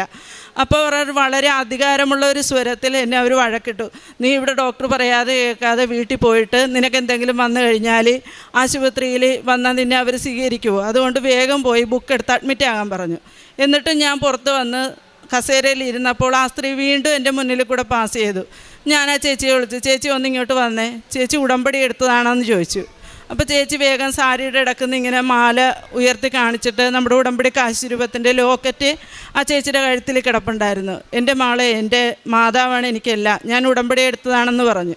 അപ്പോൾ എനിക്ക് മനസ്സിലായി ഞാൻ ആശുപത്രിയിൽ കിടക്കേണ്ട ആവശ്യകതയുണ്ടെന്ന് അമ്മ എനിക്ക് മനസ്സിലാക്കി തന്നതാണെന്ന്. അങ്ങനെ ആശുപത്രിയിൽ കിടന്നു. ആദ്യത്തെ ദിവസം രണ്ടാമത്തെ ദിവസമൊന്നും എനിക്ക് കുഴപ്പമില്ല. മൂന്നാമത്തെ ദിവസം ആയപ്പോൾ എനിക്ക് തീരെ വയ്യാതെയെന്ന് വെച്ചാൽ ഒരു പ്രത്യേകതരം ഗ്യാസ് എൻ്റെ വായിൽ നിന്ന് ഇങ്ങനെ പോന്നു. ഭയങ്കര പുക നിറയുന്ന പോലെയാണ് എനിക്ക് തോന്നുന്നത്. അന്നത്തെ ദിവസം ഞാൻ ഫുള്ള് ഉറങ്ങിയില്ല ഒട്ടും. അതുതന്നെയല്ല, രാവിലെ മുതലേ എനിക്ക് മൂത്രം പോകുന്നില്ല, ഭക്ഷണം കീഴ്പോട്ട് ഇറക്കാൻ പറ്റുന്നില്ല. ഈ 5ാമത്തെ മാരിയല് ശ്വാസകോശത്തെ പൊതിഞ്ഞിരിക്കുന്നതായതുകൊണ്ട് ശ്വാസകോശത്തിന് ചെറിയൊരു ചുരുക്കമുണ്ടായിരുന്നു. അതിൻ്റെ എന്തോ അസ്വസ്ഥതയുടെ ഭാഗമായിട്ടായിരിക്കും, എനിക്ക് അറിഞ്ഞുകൂടാതെ എന്താണെന്ന്. എനിക്ക് ഭക്ഷണം കീഴ്പോട്ടിറങ്ങുന്നില്ല, ഭക്ഷണം ഈ ഭാഗത്ത് വന്നിങ്ങനെ തടഞ്ഞു നിൽക്കുകയാണ്. ഒരു 2 സ്പൂൺ കഞ്ഞി മാത്രമാണ് ഞാൻ കുടിക്കുന്നത്. ആ കഞ്ഞി കുടിച്ചാൽ തന്നെ തൊണ്ടയുടെ ഇവിടെ വന്നിരുന്നിട്ട് നമ്മുടെ കൈയൊക്കെ ഇങ്ങനെ തൊണ്ടക്കിട്ടെങ്ങാനും ഒന്ന് കൊള്ളുകയാണെങ്കിൽ ഉടനെ ഈ ഭക്ഷണം അനക്കം തട്ടുമ്പോൾ കക്കി പുറത്തോട്ട് പോരുമായിരുന്നു. അപ്പോൾ ഭക്ഷണവും ഒന്നും കീഴ്പോട്ടുമില്ലാത്തതുകൊണ്ട് എനിക്ക് മൂത്രം പോകുന്നില്ല. അങ്ങനെ അന്ന് വൈകുന്നേരം കൊച്ചു ഡോക്ടർ വന്നപ്പോൾ ഞാൻ പറഞ്ഞു, ഡോക്ടർ എനിക്കിങ്ങനെ ഭക്ഷണം കീഴ്പോട്ടിറങ്ങുന്നില്ല, എനിക്ക് മൂത്രവും പോകുന്നില്ല. അപ്പോൾ പറഞ്ഞ് നമുക്ക് നോക്കാം, നാളെ മെയിൻ ഡോക്ടർ വരുമ്പോൾ നമുക്ക് പറയാമെന്ന് പറഞ്ഞു. പക്ഷേ അന്ന് രാത്രി ഞാൻ ഒട്ടും ഉറങ്ങിയില്ല. എനിക്ക് വേദന കൊണ്ട് ഒരു തരത്തിലും കിടക്കാൻ പറ്റുന്നില്ലായിരുന്നു. സിസ്റ്റർ വന്ന് 3-4 ഇഞ്ചക്ഷൻ തന്നു, ട്രിപ്പ് ഇട്ടു, എന്നിട്ടും ഒരു കുറവില്ല. വെളുപ്പിന് 4 മണിയായപ്പോൾ ഞാൻ ഓർത്തു, ഇന്നലെ രാവിലെ ഞാൻ മൂത്രമൊഴിച്ചതല്ലേ, ഒന്ന് മൂത്രമൊഴിച്ച് നോക്കാം എന്ന് പറഞ്ഞ് ഞാൻ ടോയ്ലറ്റിൽ പോയി. ഒത്തിരി പ്രഷർ കൊടുത്തിട്ടും മൂത്രം വരുന്നില്ല. ഒരു 1-2 തുള്ളി, അതും നല്ല കടും മഞ്ഞയും ചുവപ്പും കലർന്ന കളറിൽ 1-2 തുള്ളി മൂത്രം വന്നു. അത് കഴിഞ്ഞ് ഞാൻ വന്ന് കിടന്നിട്ട് എനിക്ക് കിടന്നപ്പോൾ തൊട്ട് എൻ്റെ കാലിൻ്റെ വെള്ള തൊട്ട് തണുത്ത് മരവിക്കാൻ തുടങ്ങി. എനിക്ക് മനസ്സിലായി എനിക്ക് എന്തോ സംഭവിക്കാൻ പോവുകയാണെന്ന്. ഞാൻ പെട്ടെന്ന് തന്നെ ഫോൺ എടുത്തിട്ട് കൃപാസനം ഹീലിംഗ് പ്രെയർ എന്ന് ഫോണിൽ അടിച്ചു കൊടുത്തു. അപ്പോൾ പെട്ടെന്ന് ജോസഫ് അച്ഛൻ്റെ ഒരു പ്രാർത്ഥന വന്നു. ആ പ്രാർത്ഥനയിൽ ആദ്യം അച്ഛൻ കിഡ്നി രോഗികൾക്ക് വേണ്ടിയിട്ടാണ് പ്രാർത്ഥിക്കുന്നത്. ഞാൻ പറഞ്ഞല്ലേ എനിക്ക് മൂത്രം പോകുന്നില്ലായിരുന്നു എന്ന്. അങ്ങനെ അതുകൂടി അടുത്ത പ്രാർത്ഥന അച്ഛൻ ശ്വാസകോശ രോഗികൾക്ക് വേണ്ടിയിട്ടാണ് അതിൽ പ്രാർത്ഥിച്ചത്. അപ്പോൾ ഞാൻ പറഞ്ഞു നേരത്തെ ശ്വാസത്തിൻ്റെ എന്തോ പ്രശ്നം ഇവിടെ തടസ്സമുള്ളത് കൊണ്ടാണ് ഭക്ഷണം കീഴ്പോട്ടിറങ്ങാത്തതെന്ന്. അങ്ങനെ ഈ 2 പ്രാർത്ഥനയും കരഞ്ഞുകൊണ്ട് ഞാൻ കൂടി, നാളെ എന്നെ വേറെ എങ്ങോട്ടും ആശുപത്രിയിലോട്ട് മാറ്റാനിടയാക്കരുത്, എനിക്ക് എന്തു തന്നെയാണേലും അമ്മ മാതാവ് എനിക്കിത് മാറ്റിത്തരണമെന്ന് ഞാൻ പ്രാർത്ഥിച്ചു കഴിഞ്ഞ് ഞാൻ കിടന്നു. ഒരു 5 മിനിറ്റ് കഴിഞ്ഞതേ ഉള്ളൂ പ്രിയപ്പെട്ട സഹോദരങ്ങളെ, എനിക്ക് പെട്ടെന്ന് യൂറിൻ പാസ് ചെയ്യണമെന്ന് തോന്നി. ഞാൻ ബാത്റൂമിൽ പോയി യൂറിൻ പാസ് ചെയ്തപ്പോൾ നമ്മളുടെ നോർമൽ കളറിൽ, അതെങ്ങനെ സംഭവിച്ചുവെന്ന് എനിക്കിപ്പോഴും അറിയില്ല, നോർമൽ കളറിൽ എൻ്റെ മൂത്രം പെട്ടെന്ന് പോയി. കാര്യം 24 മണിക്കൂർ ഏകദേശം അപ്പോൾ കഴിഞ്ഞിരുന്നു. അപ്പോൾ യാതൊരു തരത്തിലും ആ നോർമൽ കളറിൽ മൂത്രം പോകാൻ ഒരു സാധ്യതയുമില്ല, നമുക്കെല്ലാവർക്കും മനസ്സിലാവും.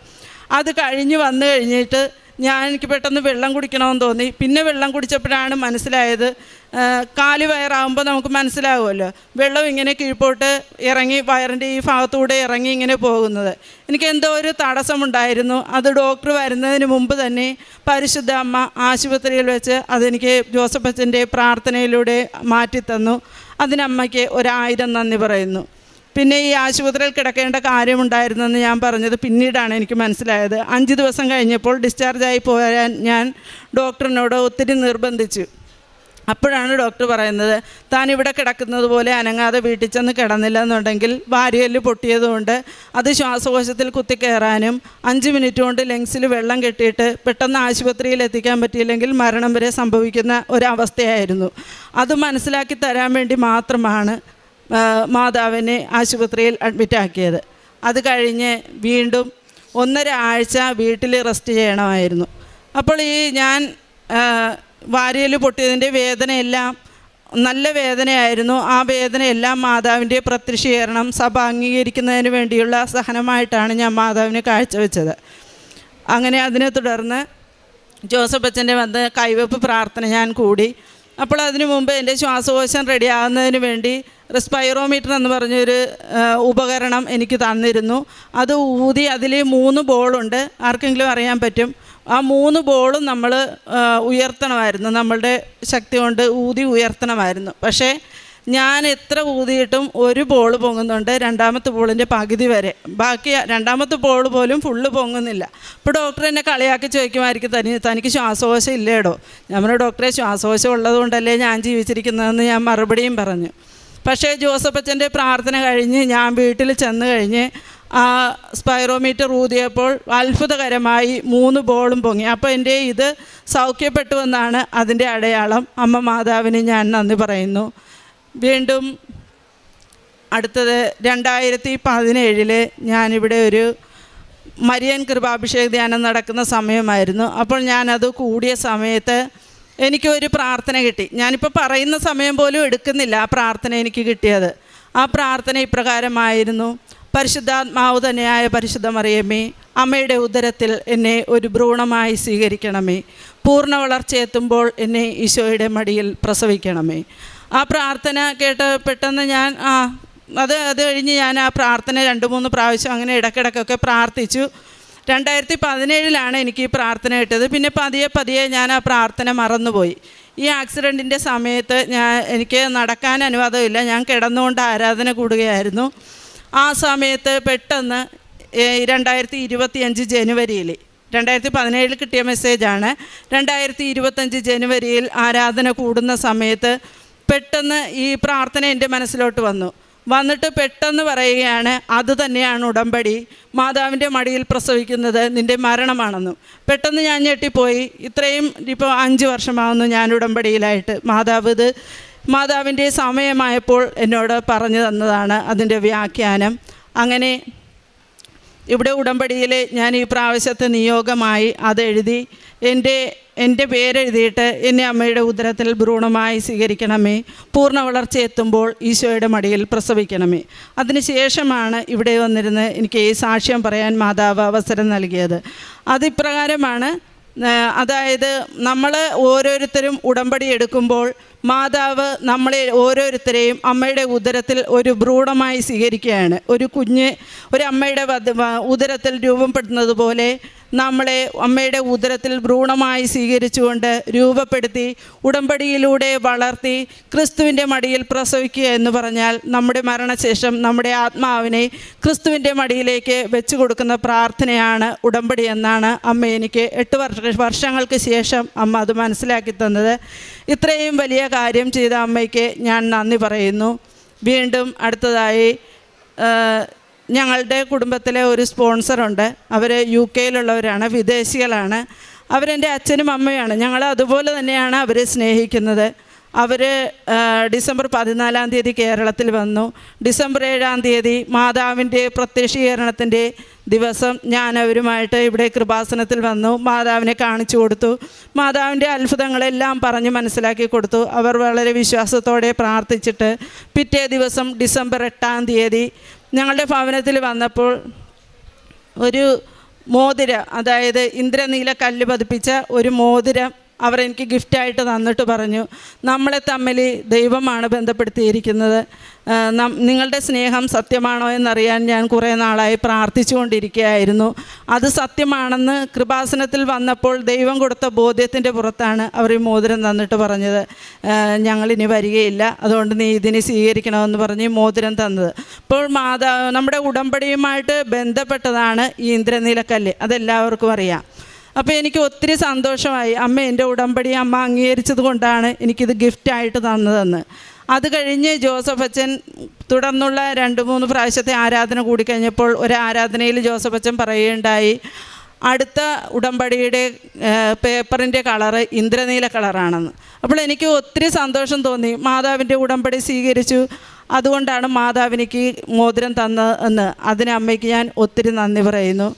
കാരുണ്യപ്രവർത്തികളായിട്ട് ഞാൻ ചെയ്യുന്നത്, വൃദ്ധസദനത്തിൽ രോഗികളെ കുളിപ്പിക്കാൻ ഞാൻ പോകാറുണ്ട്. പിന്നെ കൃപാസനം പത്രം എല്ലായിടത്തും വിതരണം ചെയ്യുന്നു. ആരെങ്കിലും അവിടെ ഇവിടെയൊക്കെ ഉപേക്ഷിച്ച് വെച്ചേക്കുന്ന പത്രങ്ങളാണെങ്കിലും എല്ലാം ഞാൻ എടുത്ത് കൊടുക്കാറുണ്ട്.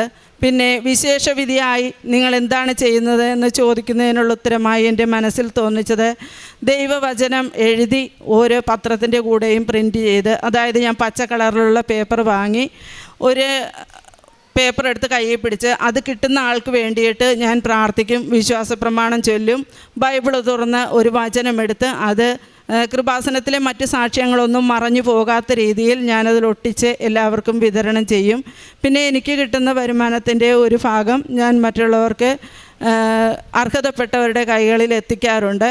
ആശുപത്രിയിൽ പോയി രോഗികളെ കാണുകയും ചെയ്യാൻ പറ്റുന്ന സഹായങ്ങളൊക്കെ എല്ലാവർക്കും ചെയ്യാറുണ്ട്. ഇത്രയും വലിയ അനുഗ്രഹങ്ങൾ ചെയ്തു തന്ന മാതാവിന് നന്ദി പറയുന്നു. എൻ്റെ മരണം വരെ ഞാൻ ഉടമ്പടിയിൽ തുടരുവാനുള്ള കൃപ മാത്രം അമ്മ എനിക്ക് നൽകണമെന്ന് പ്രാർത്ഥിച്ചുകൊണ്ട് എൻ്റെ സാക്ഷ്യം ഞാനിവിടെ അവസാനിപ്പിക്കുന്നു. Ave Maria. വിശുദ്ധ മത്തായി എഴുതിയ സുവിശേഷം 17-ാം അധ്യായം 7-ാം തിരുവചനം. യേശു സമീപിച്ചവരെ സ്പർശിച്ചുകൊണ്ട് പറഞ്ഞു, എഴുന്നേൽക്കുവിൻ, ഭയപ്പെടേണ്ട. യേശുവിൽ പ്രിയമുള്ളവരെ, മറിയാമ്മ സെബാസ്റ്റ്യൻ ചേർത്തലയുടെ സാക്ഷ്യം, ആ മോൾക്ക് ഓരോ നിമിഷവും ഉടമ്പടിയിലൂടെ പരിശുദ്ധ അമ്മ നൽകിയ കാര്യങ്ങളാണ് ജീവനോടുകൂടി അൾത്താരെ പ്രത്യക്ഷപ്പെട്ട അമ്മയുടെ സന്നിധിയിൽ അവതരിപ്പിച്ചത്. തൻ്റെ അമ്മയ്ക്കുണ്ടായിരുന്ന രോഗസൗഖ്യത്തെക്കുറിച്ചും തനിക്കുണ്ടായിരുന്ന സൗഖ്യത്തെക്കുറിച്ചുമാണ്. ഡോക്ടർമാരൊന്നും പറഞ്ഞാൽ വിശ്വസിക്കത്തില്ല. ഒരു ഉടമ്പടി എടുത്ത ആൾ വന്ന് പറഞ്ഞാലേ ഞാൻ വിശ്വസിക്കുകയുള്ളൂ. ഡോക്ടർമാർ പറഞ്ഞിട്ട് വീട്ടിൽ പോകാൻ ഒരുങ്ങിയ കുട്ടിയാണ്. ഒരു ഉടമ്പടി എടുത്ത ആൾ വന്ന് പറഞ്ഞാൽ ഞാനത് സ്വീകരിക്കും. അതുതന്നെ പരിശുദ്ധമ്മ ഒരു വ്യക്തിയെ ഒരുക്കി. അവർ ലിഫ്റ്റിൽ കയറിയപ്പോഴത്തേക്ക് ഒരു സ്ത്രീ ചെന്നിട്ട് പറഞ്ഞു, മോളെ ഡോക്ടർമാർ പറയുന്നത് അനുസരിക്കുമെന്ന്. ഇല്ല, ഞാൻ അനുസരിക്കില്ലെന്നുള്ള മനോഭാവത്തിൽ താഴെ ചെന്നിരുന്നിട്ട് വീണ്ടും ആ സ്ത്രീ ചെന്ന് പറയുകയാണ്. അമ്മ അവരെ വിടാതെ തുടർന്ന് പ്രവർത്തിക്കാൻ ആ സ്ത്രീയെ ഒരുക്കുകയാണ്. അവരെന്ന് പറഞ്ഞു, മോളെ നീ ഹോസ്പിറ്റലിൽ ഏതായാലും അഡ്മിറ്റാകാൻ. അങ്ങനെ അഡ്മിറ്റായപ്പോഴാണ് ദേഹത്തിനുണ്ടായ രോഗവിവരം അറിയുന്നത്. ശ്വാസകോശ ചുരുക്കങ്ങൾ, ശ്വാസം കിട്ടാതെ അവസ്ഥകൾ, വാരിയെല്ലാം പൊട്ടി തകർന്നിരിക്കുന്ന അവസ്ഥകൾ, ഇതിലെല്ലാം പരിശുദ്ധ അമ്മ കൊടുക്കുന്നത് ഉടമ്പടി ജീവിതത്തിൽ വിശുദ്ധിയോടുകൂടി നിൽക്കുക. അമ്മയെ കൈവിട്ടുള്ളൊരു കളിയും എനിക്കില്ല. പരിശുദ്ധമ്മയോട് ചേർന്ന് നിൽക്കുക. അമ്മ എന്ത് പറയുന്നു? ഉടമ്പടിയിൽ ജീവിതത്തിലൂടെ എന്ത് അച്ഛൻ പറയുന്നു? യൂട്യൂബിൽ ആരാധന മുടങ്ങാതെ കൂടുക. അച്ഛൻ എന്താണ് ഇന്ന് എനിക്ക് വേണ്ടി പറഞ്ഞു തരുന്നതെന്ന് അമ്മ, ഈ പരിശുദ്ധ അമ്മ അച്ഛനോട് എന്താണ് പറയുന്നത് അതെനിക്ക് കേൾക്കാനായി യൂട്യൂബിൽ ആരാധന കൂടുകയാണ്. ഇതാണ് ഉടമ്പടി ജീവിതം. യൂട്യൂബിൽ ആരാധന കൂടാമെന്ന് പറഞ്ഞ എത്ര മക്കളാണ് കൂടാതെ ഇരിക്കുന്നത്? പരിശുദ്ധ അമ്മയോട് വാക്ക് പറഞ്ഞതാണെന്ന് ഓർക്കണം. ഈ മോൾ അതല്ല ചെയ്തത്. യൂട്യൂബിലെല്ലാം വരുന്ന പ്രാർത്ഥനകൾ അച്ഛൻ്റെ യൂട്യൂബിൽ ആരാധന കൂടുകയാണ്. അച്ഛൻ ഇന്നെനിക്ക് വേണ്ടി എന്ത് പറയുന്നു? അങ്ങനെ അച്ഛൻ്റെ വാക്കുകളിലൂടെ പരിശുദ്ധ അമ്മ പറയുന്നത് കേട്ടനുസരിച്ച് അവൻ പറയുന്നത് പോലെ ചെയ്യുകയാണ്. അതാണ് ഉടമ്പടി ജീവിതത്തിൽ ദൈവം കൊടുക്കുന്നത്. 2017 സംഭവം ഉണ്ടായിരുന്നു. അതിപ്പോൾ വിവരിക്കുകയാണ്. പരിശുദ്ധമ്മയെ അമ്മയുടെ വയറ്റിലൊരു ഭ്രൂണമായിരിക്കണം, എന്നിട്ട് ഈശോയുടെ മടിയിലേക്ക് എൻ്റെ അന്ത്യനാളിൽ സമർപ്പിക്കണമെന്ന്. എന്ത് ജീവനുള്ള സാക്ഷ്യമാണ്! ഉടമ്പടി ജീവിതം ഇതാണ്. പരിശുദ്ധമ്മയോട് ചേർന്ന് നിന്നുകൊണ്ട് പരിശുദ്ധ അമ്മയുടെ വയറ്റിലൊരു ഭ്രൂണമായി എന്നെ വളർത്തണമേ, എന്നിട്ട് ദിനത്തിൽ നിത്യജീവനിൽ എന്നെ ഈശോയുടെ മടിയിൽ ചേർക്കാൻ അമ്മ ഒരുക്കണമേ. അമ്മ ഒരുക്കി തരും. ഇങ്ങനെ ആരും പറഞ്ഞാൽ വിശ്വസിക്കാത്ത വലിയ സംഭവം ഈ മോളുടെ ജീവിതത്തിലേക്ക് കൊടുത്തതിനെ ഓർത്ത് പരിശുദ്ധ അമ്മ വഴി ഈശോയ്ക്ക് നമ്മൾക്ക് കരങ്ങളടിച്ച് നന്ദി പറയാം. യേശുവേ നന്ദി, യേശുവേ സ്തോത്രം. ആദ്യം തന്നെ ദേവകുമാരനും പരിശുദ്ധ അമ്മയ്ക്കും കോടാനുകോടി നന്ദി. എൻ്റെ പേര് നോബൽ ടോമി. ഞാൻ കോട്ടയം ജില്ലയിൽ വിജയം രൂപതയുടെ സെൻറ്റ് ബോനിബോസ് ഇടവയിൽ നിന്ന് കാണക്കാരിൽ നിന്നാണ് ഞാനിവിടെ വരുന്നത്. ഏകദേശം ഞാൻ ഉടമ്പടി എടുത്തിരിക്കുന്നത് ഫെബ്രുവരി 11-ാം തീയതിയാണ് എൻ്റെ ആദ്യത്തെ ഉടമ്പടി. ഇപ്പം ഞാൻ എൻ്റെ 3ാമത്തെ ഉടമ്പടിയിലാണ് നിൽക്കുന്നത്. ആദ്യത്തെ ഉടമ്പടിക്ക് കാരണഭൂതനായ ഒരമ്മയും കുഞ്ഞും, എന്നെ ആദ്യമേ തന്നെ പറയട്ടെ, ഞാനൊരു ബേക്കറി 4 വർഷമായി ഒരു ബേക്കറി നടത്തുകയായിരുന്നു. വളരെ സാമ്പത്തികമായ ബുദ്ധിമുട്ടോടു കൂടി ഈ മാർച്ചിൽ ആ ബേക്കറി എനിക്ക് ക്ലോസ് ചെയ്യേണ്ടി വന്നു. കടബാധ്യതയായിരുന്നു എനിക്ക് കാരണം. വളരെയധികം ദിവസം ഞാൻ ഈ ലാസ്റ്റ് ദിവസം കട അടയ്ക്കുന്നതിന് മുന്നേ ഇരുന്ന് പ്രാർത്ഥിച്ച്, ദൈവമേ ഞാനിത് എന്ത് ചെയ്യും, കട അടയ്ക്കണോ വേണ്ടയോ എന്ന് ആലോചിച്ച് പലവട്ടം ഞാൻ ചിന്തിച്ചിരുന്ന സമയത്താണ് എൻ്റെ കടയിലേക്ക് ഒരമ്മയും കുഞ്ഞും കയറി വരുന്നത്. എന്നോട് ചോദിച്ചു, എന്നാ ചേട്ടാ വിഷമിച്ചിരിക്കുന്നത്? ഞാൻ പറഞ്ഞു, സാധനങ്ങളൊന്നുമില്ല മേടിക്കാൻ, സാമ്പത്തികമായ ബുദ്ധിമുട്ടുമായി ഞാൻ തികച്ചു. അപ്പോൾ എന്നോട് പറഞ്ഞു, ആ വന്ന യുവതി എന്നോട് പറഞ്ഞു, ചേട്ടൻ ഒന്നുകൊണ്ടും പേടിക്കേണ്ട, ഞാൻ 1 മാസത്തെ ശമ്പളം മേടിച്ചിട്ടാണ് ഞാൻ ഈ കടയിൽ ഇപ്പോൾ വന്നത്. ചേട്ടനറിയാവോ, ആലപ്പുഴയിലുള്ള കലവൂരിലുള്ള കൃപാസനത്തിൽ പോയിട്ടാണ് എനിക്കിന്ന് ഈ ശമ്പളം മേടിക്കാൻ സാധിച്ചതും ചേട്ടായുടെ കടയിൽ വരാനും സാധിച്ചതും. ചേട്ടായി ഒന്നുകൊണ്ട് ഭാരപ്പെടേണ്ട, ചേട്ടായുടെ കടബാധ്യത മാറുകയും സന്തോഷത്തോടു കൂടി ചേട്ടയുടെ കാര്യങ്ങൾ മുൻപോട്ട് നടക്കുകയും ചെയ്തു എന്ന് പറഞ്ഞു തന്നു. ഞാൻ അങ്ങനെ ആ മോൾ പറഞ്ഞു തന്ന കാര്യം അനുസരിച്ചിരുന്ന് പ്രാർത്ഥിച്ചു. ഒരാഴ്ചക്കാരിരുന്ന് പ്രാർത്ഥിച്ചു. ഞാൻ ആ യുവതി എനിക്ക് പറഞ്ഞ എല്ലാ കാര്യങ്ങളും അതുപോലെ തന്നെ ഇരുന്ന് ഒരാഴ്ച പ്രാർത്ഥിച്ചു. എനിക്ക് ദൈവിക അനുഗ്രഹം കിട്ടുകയുണ്ടായി. അങ്ങനെ ഞാൻ ഈ ദേവാലയത്തിൽ വരുവാൻ ഏകദേശം ഫെബ്രുവരി 11-ാം തീയതി ഞാൻ ഈ ദേവാലയത്തിലേക്ക് വരികയുണ്ടായി. വരുന്ന സമയത്ത് ഞാനും എൻ്റെ വൈഫും എൻ്റെ മോളും കൂടിയാണ് ഞാൻ ഈ പള്ളിയിൽ വന്നത്. രാവിലെ 5 മണിയായപ്പോൾ ഞാൻ എൻ്റെ ഭവനത്തിൽ നിന്ന് പോകുന്നതാണ്. ജപമാല ചൊല്ലി ഞാനിവിടെ വന്നപ്പോൾ ആദ്യത്തെ സെക്ഷനിൽ എനിക്ക് കയറാൻ പറ്റില്ല ഉടമ്പടി ക്ലാസ്സിൽ. പിന്നെ ഞാൻ ഇവിടെ ഇരുന്ന് ജപമാല ചൊല്ലി പ്രാർത്ഥിച്ചു, കരഞ്ഞ് പ്രാർത്ഥിച്ചു, ദൈവമേ എനിക്ക് ഉടമ്പടിയിലൂടെ എൻ്റെ കാര്യങ്ങൾ നേടിത്തരണമേ, ഞാൻ അങ്ങ് പറയുന്ന എല്ലാ കാര്യങ്ങളും അനുസരിച്ചോളാമേ എന്ന് ഞാൻ പ്രാർത്ഥിച്ചു. 2ാമത്തെ ക്ലാസ്സിൽ കയറി ഞാൻ എല്ലാ കാര്യങ്ങളും കടന്ന് ഞാൻ ഈ ഭാഗം വഴി ഇങ്ങനെ കറങ്ങി വന്ന് പ്രദക്ഷിണത്തിൽ പങ്കെടുക്കുവാനായി നിന്നു. ഞാൻ നോക്കുമ്പോൾ പലവരുടെയും കയ്യിൽ ഈശോ വിളക്ക് കൊടുത്തു, മാതാവിനെ കൊടുത്തു, തിരി കൊടുത്തു, അങ്ങനെ പലവിധമായി. ഞാൻ പറഞ്ഞു എനിക്ക് മാത്രം കിട്ടിയില്ലല്ലോ ഈശോയെ. എന്നാൽ വേണ്ട. ഞാൻ നോക്കിയപ്പം എൻ്റെ മുന്നിലൊരു ചേട്ടനായിരുന്നു മാതാവിനെ പിടിച്ചുകൊണ്ട് നിന്നത്. ഞാൻ ആ ചേട്ടൻ്റെ തോളിൽ പിടിച്ചുകൊണ്ട് ഇങ്ങനെ നിന്ന് പ്രാർത്ഥിച്ചു. എനിക്ക് ലഭിച്ചില്ലെങ്കിലും ഞാൻ ഈ ചേട്ടനെ തൊട്ട് നിന്നോളാം. ഞാൻ അമ്മയെ തൊട്ട പോലെ തന്നെയാണ് ഞാനും തൊട്ടത്. ഒരു നിമിഷം ഞാൻ കണ്ണുനീരോട് പ്രാർത്ഥിച്ചപ്പോൾ ഞാൻ നിൽക്കുന്ന നിലത്ത് നിന്ന് പയ്യെ ഉയർന്ന പോലെയും സുഗന്ധ പരിമളം കൊണ്ട് എന്നെ തൊടുകയും ചെയ്തു. അപ്പോഴേ ഞാൻ പ്രാർത്ഥിച്ചു, അമ്മേ എൻ്റെ നിയോഗങ്ങളുടെ മേൽ അമ്മ എന്നെ അത്ഭുതപ്പെടുത്തിയല്ലോ. അങ്ങനെ ഞാൻ ഇവിടെ നിന്ന് പ്രാർത്ഥിച്ചു, തിരിച്ചു പോയി ഉടമ്പടിയിൽ തന്നെ ഞാൻ ജീവിച്ചു. ആ 1 മാസം കഴിഞ്ഞ് വീണ്ടും ഞാൻ മാർച്ച് 15-ാം തീയതി എൻ്റെ കട ഞാൻ പൂട്ടി വീണ്ടും ഞാൻ ജോലിയില്ലാതെ ഭവനത്തിലിരുന്നു, ഉടമ്പടിയിൽ തന്നെ ഇരുന്ന് പ്രാർത്ഥിച്ചു. അങ്ങനെ ഇരുന്നപ്പോൾ എൻ്റെ വൈഫ് പറഞ്ഞു, ചേട്ടൻ നമുക്ക് ജോലിയില്ലല്ലോ, ഇനി എന്ത് ചെയ്യും, നമ്മുടെ മുൻപോട്ടുള്ള കാര്യങ്ങൾ കടബാധ്യത തീർക്കണം. അങ്ങനെ എൻ്റെ ഉള്ള വാഹനങ്ങളും വിറ്റ് കട മുഴുവൻ ഞാൻ തീർത്തു. അങ്ങനെ മാർച്ച് 31 ഡേറ്റ് ഇട്ട് ഞാൻ പ്രാർത്ഥിക്കാൻ തുടങ്ങി. ഇങ്ങനെ പ്രാർത്ഥിച്ചു, എനിക്ക് ഇസ്രയേലിൽ നിന്നൊരു വിളി വരണം. പക്ഷെ ആര് വിളിക്കും? ഒരു എംബസിയിലോ ഒരു ഏജൻസിയിലോ ഞാൻ പേര് ഒന്നും കൊടുത്തില്ല. ഇങ്ങനെ ഇരുന്ന് പ്രാർത്ഥിച്ചു. 31-ാം തീയതി എനിക്കൊരു കോള് വരണം. അങ്ങനെ ഡേറ്റ് ഇട്ട് ഞാൻ പ്രാർത്ഥിച്ച് 31-ാം തീയതി രാവിലെയായി, ഉച്ച കഴിഞ്ഞു, വൈകുന്നേരമായി, രാത്രിയായി, 7:30 ആയപ്പോഴും ഞാൻ വൈഫിനോട് പറഞ്ഞു, ഒരു കോള് പോലും വന്നില്ലല്ലോ. നമ്മൾ ഡേറ്റ് എഴുതി ഇടുകയും ചെയ്ത്. പലവരും പറഞ്ഞു ഡേറ്റ് ഇട്ട് കഴിഞ്ഞാൽ അത്ഭുതം പ്രവർത്തിക്കുമെന്ന്. ഞാൻ അങ്ങനെ പ്രാർത്ഥിച്ചു, ദൈവമേ ഞാൻ ഡേറ്റ് എഴുതിയിട്ടിട്ടും എന്നെ നീ പരീക്ഷിക്കുകയാണോ? അങ്ങനെ ഒരു 5 മിനിറ്റ് കഴിഞ്ഞപ്പോൾ 7:35 ആയപ്പം എൻ്റെ അച്ഛൻ്റെ അനിയൻ്റെ ഭാര്യയുടെ ഫോണിലേക്ക് ഒരു കോള് വരികയാണ്. സുഹൃത്ത് വിളിച്ചിട്ട് പറഞ്ഞ്, ഇങ്ങനെ ഒരു ഇസ്രായേൽ ദേശത്തേക്ക് കൊണ്ടുപോകാനായി എനിക്ക് താല്പര്യമുണ്ട്, ആരെങ്കിലും ഉണ്ടെങ്കിൽ ഒന്ന് പറയാവോ? അങ്ങനെ എൻ്റെ അച്ഛൻ്റെ അനിയൻ്റെ ഭാര്യ എൻ്റെ വീട്ടിലേക്ക് വരികയും ഈ കോള് തരികയും അറ്റൻഡ് ചെയ്യുകയും ഞാൻ ചെയ്യുകയായിരുന്നു. അവിടെ തൊട്ട് എൻ്റെ പ്രോസസ്സിങ്ങുകളെല്ലാം തുടങ്ങി. യാതൊരു പൈസയുമില്ല. 19 ലക്ഷം രൂപ അടുത്തോളം വേണമെന്ന് പറഞ്ഞു. ഞാൻ അതൊന്നും ചിന്തിച്ചില്ല, എല്ലാം നടക്കും ഉറച്ച് വിശ്വസിച്ചു. അങ്ങനെ ഫെബ്രുവരി, മാർച്ച്, ഏപ്രിൽ, മെയ്, അങ്ങനെ എൻ്റെ ആദ്യത്തെ ഉടമ്പടി കഴിഞ്ഞ് ജൂണിൽ 2ാമത്തെ ഉടമ്പടിയിലോടുകൂടി ഞാൻ മുംബൈയിലേക്ക് പോയി ക്ലാസ് കൂടി. 2ാമത്തെ ഉടമ്പടി എനിക്ക് ചെയ്യുകയെ ഞാൻ ആദ്യത്തെ ഉടമ്പടിയിൽ പാലിച്ച എല്ലാ കാര്യങ്ങളും, പക്ഷേ 2ാമത്തെ ഉടമ്പടിയിൽ എനിക്ക് സാധിച്ചില്ല. പലതും മുടങ്ങിപ്പോയി. രാവിലെ എഴുന്നേൽക്കുന്ന കാര്യങ്ങളിലും അങ്ങനെ എല്ലാ കാര്യങ്ങളിലും പ്രാർത്ഥനയും സമയം തെറ്റിയായിരുന്നു 2ാമത്തെ ഉടമ്പടി. ആദ്യം കത്തിയ പോലെ 2ാമത്തെ ഉടമ്പടി എനിക്ക് കത്തിയില്ല. ഞാൻ 2ാമത്തെ ഉടമ്പടി പൂർത്തീകരണത്തോടു കൂടി ഞാൻ വീണ്ടും ഇവിടെ വന്നു. മൂന്നാമത് ഉടമ്പടി എടുക്കാൻ വേണ്ടി വന്നത് ആഗസ്റ്റ് 11-ാം തീയതിയാണ്. ഞാനിവിടെ വന്ന് പ്രാർത്ഥിച്ചു. ഞാൻ പ്രാർത്ഥിച്ചപ്പോൾ ഒരു കാര്യം ഞാൻ പ്രാർത്ഥിച്ചുള്ളൂ, എൻ്റെ 3ാമത്തെ ഉടമ്പടിയിൽ ഇവിടെ ഇരിക്കുന്ന അസൈൻമെൻറ്റിൽ എനിക്ക് എത്ര മാർക്കാണോ അതിൽ കൂടുതൽ മാർക്ക് എനിക്ക് കൂട്ടിയാൽ കിട്ടണം അമ്മയെന്ന് ഞാൻ പ്രാർത്ഥിച്ചു. ഞാനങ്ങനെ പ്രാർത്ഥനയുടെ ഫലമായി തിരിച്ചിറങ്ങി ഉടമ്പടി കൂടി. ഞാൻ തിരിച്ച് ഇവിടെ വന്ന് ഓരോ സാർമാരുടെ അടുത്ത് പ്രാർത്ഥിച്ചപ്പോൾ ഞാൻ ഒരു സിസ്റ്ററിനെ കണ്ടു. സിസ്റ്ററിൻ്റെ പേരെനിക്കറിയത്തില്ല. ഞാൻ സിസ്റ്ററിനോട് പറഞ്ഞു, എനിക്ക് അച്ഛനെ ഒന്ന് കണ്ടാൽ കൊള്ളാമെന്നുണ്ട്. ഞാനിങ്ങനെ ഇസ്രയേലിന് പോകാൻ വേണ്ടി ഇരിക്കുകയാണ്. എനിക്കൊന്ന് അച്ഛനെ കണ്ട് പ്രാർത്ഥന. ഇതുവരെ എനിക്ക് ഇൻ്റർവ്യൂ വന്നില്ല. 1 മാസത്തെ ക്ലാസ്സും കഴിഞ്ഞ് ഞാൻ വന്നതാണ്. ആരും വിളിച്ചില്ല. എല്ലാ കാര്യങ്ങളും പ്രോസസ്സിങ്ങുകളെല്ലാം കഴിഞ്ഞു. എൻ്റെ കൂട്ടുകാർക്കെല്ലാം വന്നു.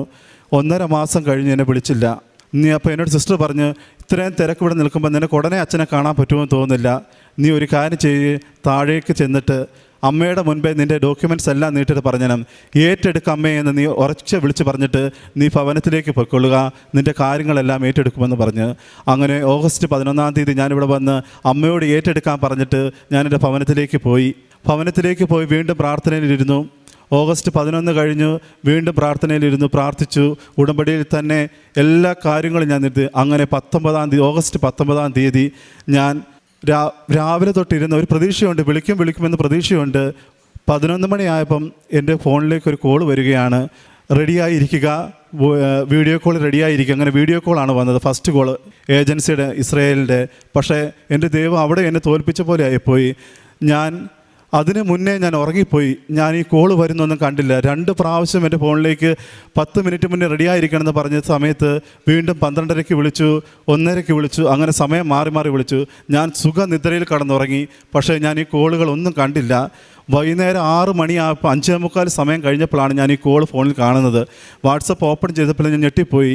എൻ്റെ കൂടെയുള്ളവരെ എല്ലാം ഞാൻ വിളിച്ചു ചോദിച്ചു.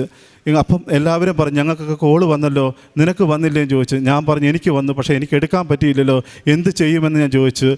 ഉടനെ തന്നെ എന്നോട് പറഞ്ഞു, നീ ഒരു കാര്യം ചെയ്യ്, ആ വന്ന മെസ്സേജിലേക്ക് ഇങ്ങനെ ഇടുക, I am sorry, I am waiting for you. ഞാനിങ്ങനെ എഴുതിയിട്ടു.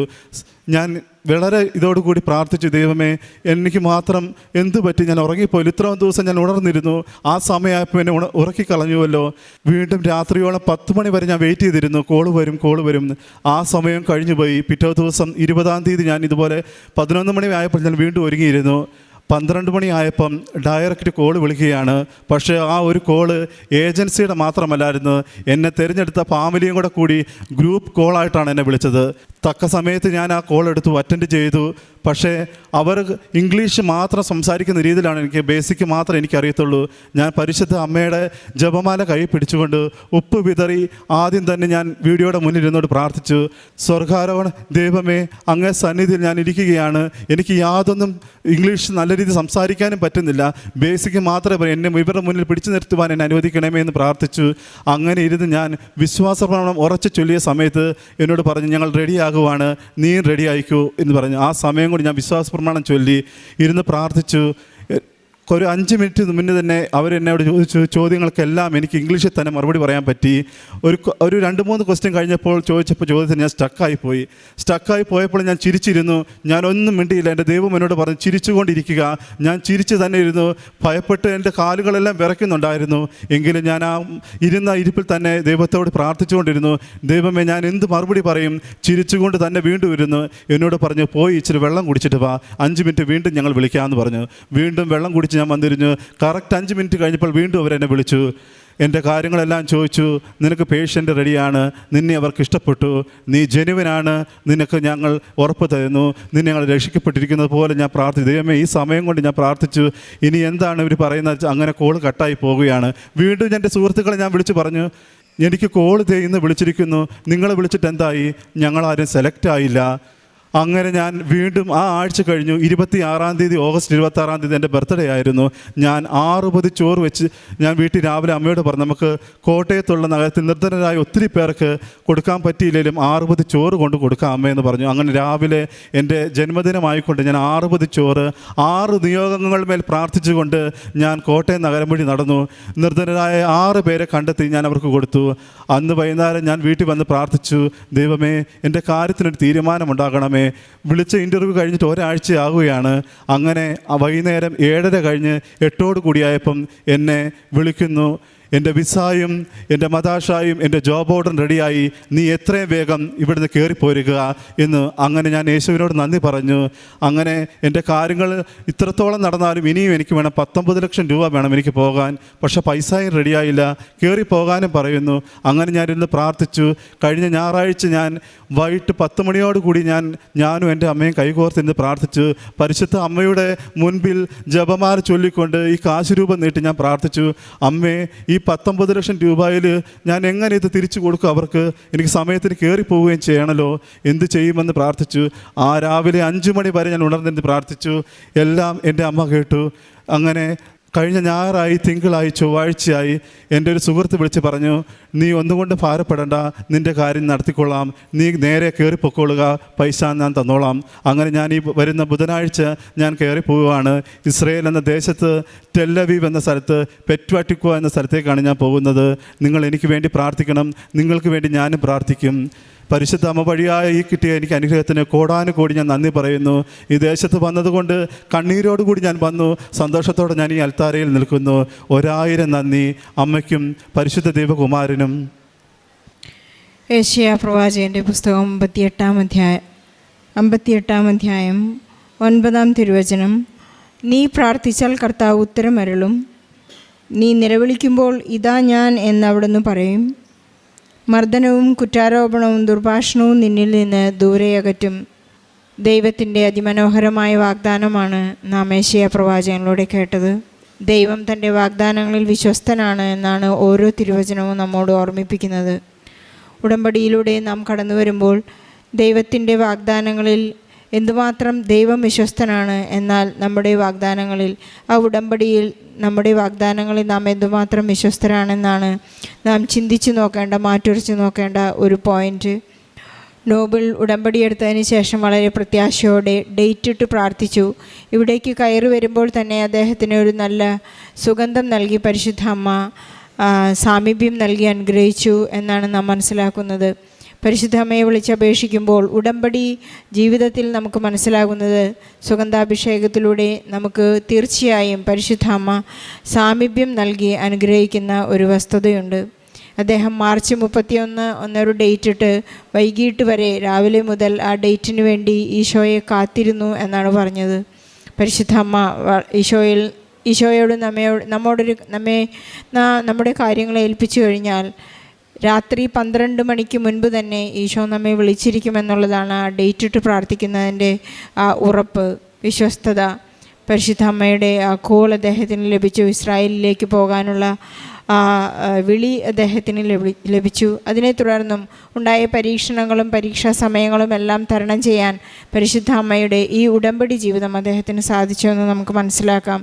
ഉടമ്പടി വസ്തുക്കളുടെ കൃത്യമായ ഉപയോഗമാണ് അദ്ദേഹം നൽകിയ വേറൊരു സാക്ഷ്യ സ്ഥിരീകരണം. അദ്ദേഹം പറയുകയാണ്, ഞാൻ ഇൻ്റർവ്യൂവിന് പോയിരിക്കുമ്പോൾ ഉടമ്പടി വസ്തുക്കൾ അവിടെയെല്ലാം വിശുദ്ധ ഉപ്പിട്ട് പ്രാർത്ഥിച്ചു. എനിക്ക് ധൈര്യം ലഭിക്കാനായി ഞാൻ പരിശുദ്ധ അമ്മയെ കൂട്ടിനിരുത്തി. അവർ പറയുന്നത് പലതിനും ഞാൻ വളരെ സ്റ്റക്കായി പോയി, എനിക്ക് ഉത്തരമില്ലാതെ പോയി. ഞാൻ വളരെ പുഞ്ചിരിയോടെ അതിനെല്ലാം നേരിട്ടു എന്ന് പറയുമ്പോൾ പരിശുദ്ധ അമ്മ നമുക്ക് നൽകുന്ന ഒരു ധൈര്യം, നമ്മുടെ ഉടമ്പടി ജീവിതത്തിൽ എന്തിനേയും നമ്മുടെ ഭാരപ്പെട്ട കാര്യങ്ങളെല്ലാം പരിശുദ്ധ അമ്മയാണ് നമുക്ക് ലഘൂകരിക്കുവാനുള്ള കൃപ നൽകുന്നത്. നമുക്കെപ്പോഴും നമ്മുടെ ഉടമ്പടി വസ്തുക്കളെ ആക്ടിവേറ്റ് ചെയ്യാൻ ജോസഫ് അച്ഛൻ നമ്മെ ഓർമ്മിപ്പിക്കുന്നുണ്ട്. ഇവിടെ നിന്ന് ഉടമ്പടി വസ്തുക്കൾ കൊണ്ടുപോയതുകൊണ്ട് മാത്രം അത് ആക്ടിവേറ്റ് ആകുന്നില്ല. വിശ്വാസ പ്രമാണം ചൊല്ലിക്കൊണ്ടായിരിക്കണം നമ്മുടെ ആ ഉടമ്പടി വസ്തുക്കളുടെ ആ പ്രയോഗം. അത് എല്ലായിടത്തും എപ്പോഴും പ്രായോഗികമാണ്. ആ പദ്ധതി വളരെ നന്നായി തന്നെ പരിശുദ്ധ അമ്മ 2004 നമുക്ക് നൽകിയിരിക്കുന്നത്. അദ്ദേഹം നമ്മെ വീണ്ടും ഓർമ്മിപ്പിക്കുന്നുണ്ട്, 6 നിയോഗങ്ങളുടെ മേൽ ഞാൻ 6 പൊതി ഭക്ഷണം മറ്റുള്ളവർക്ക് കൊടുത്തുകൊണ്ട് പ്രാർത്ഥിച്ചു. നമ്മുടെ ഓരോ കൊച്ചു കാര്യത്തിലും നമ്മുടെ നിയോഗങ്ങളെയും മറ്റുള്ളവരുടെ നിയോഗങ്ങളെയും നാം കണ്ടുമുട്ടുന്നവരെയും നാം സമീപിക്കുന്ന ഓരോ വ്യക്തികളെയും സമർപ്പിച്ച് പ്രാർത്ഥിക്കുമ്പോൾ നമ്മുടെ ഒരു ബാങ്ക് അക്കൗണ്ട്, നമ്മുടെ ഒരു ആസ്തി അവിടെ സ്വർഗത്തിൽ നമുക്ക് വേണ്ടി ലഭിക്കുകയാണ്. ഈശോ നമ്മെ ക്ഷണിക്കുന്നത് നിത്യതയിലേക്കാണ്. നമുക്കൊരു ജോലി കിട്ടുന്നതോ നമ്മുടെ കാര്യങ്ങൾ സാധിക്കുന്നതോ അല്ല. ഈശോ നമുക്ക് വേണ്ടി കുരിശിൽ മരിച്ചിരിക്കുന്നത് നമ്മുടെ നിത്യതയോളം അവിടെ എത്തിക്കാൻ വേണ്ടിയാണ്. നമുക്ക് ഈശോയോടും പരിശുദ്ധ അമ്മയോടും നന്ദി പറയാം. നമ്മെ എപ്പോഴും നിത്യതയോളം പരിശുദ്ധ അമ്മ നമ്മോട് കൂടെ ഉണ്ടായിരിക്കട്ടെ. പരിശുദ്ധ അമ്മ കൈപിടിച്ചുകൊണ്ട് നമ്മെ വഴി നടത്തും. ഈ ഒരു നല്ല സാക്ഷ്യത്തിന് ഈശോയ്ക്കും പരിശുദ്ധ അമ്മയ്ക്കും നല്ലൊരു കൈയടി നൽകി സാക്ഷ്യം നമുക്ക് സമർപ്പിക്കാം. ഈശോയ്ക്കും മാതാവിനും 1000 നന്ദി. എൻ്റെ പേര് ജോബിറ്റ ജോയ്. ഞാനിവിടെ വന്ന് ഉടമ്പടി എടുക്കുന്നത് 2022 ഏപ്രിൽ 21 ആദ്യമായി ഞാനിവിടെ വന്ന് ഉടമ്പടി എടുത്തത്. അപ്പം അന്ന് ഒരുപാട് പേര് സാക്ഷ്യങ്ങളൊക്കെ ഷെയർ ചെയ്ത് തരാറുണ്ട്. ഫ്രണ്ട്സൊക്കെ പറഞ്ഞും കേട്ടുമൊക്കെയാണ് ഞാൻ വന്നത്. വന്നപ്പോൾ ഒരുപാട് ആവശ്യങ്ങൾ, 6 നിയോഗങ്ങൾ ഞാൻ എഴുതി ഇവിടെ സമർപ്പിച്ചിരുന്നു.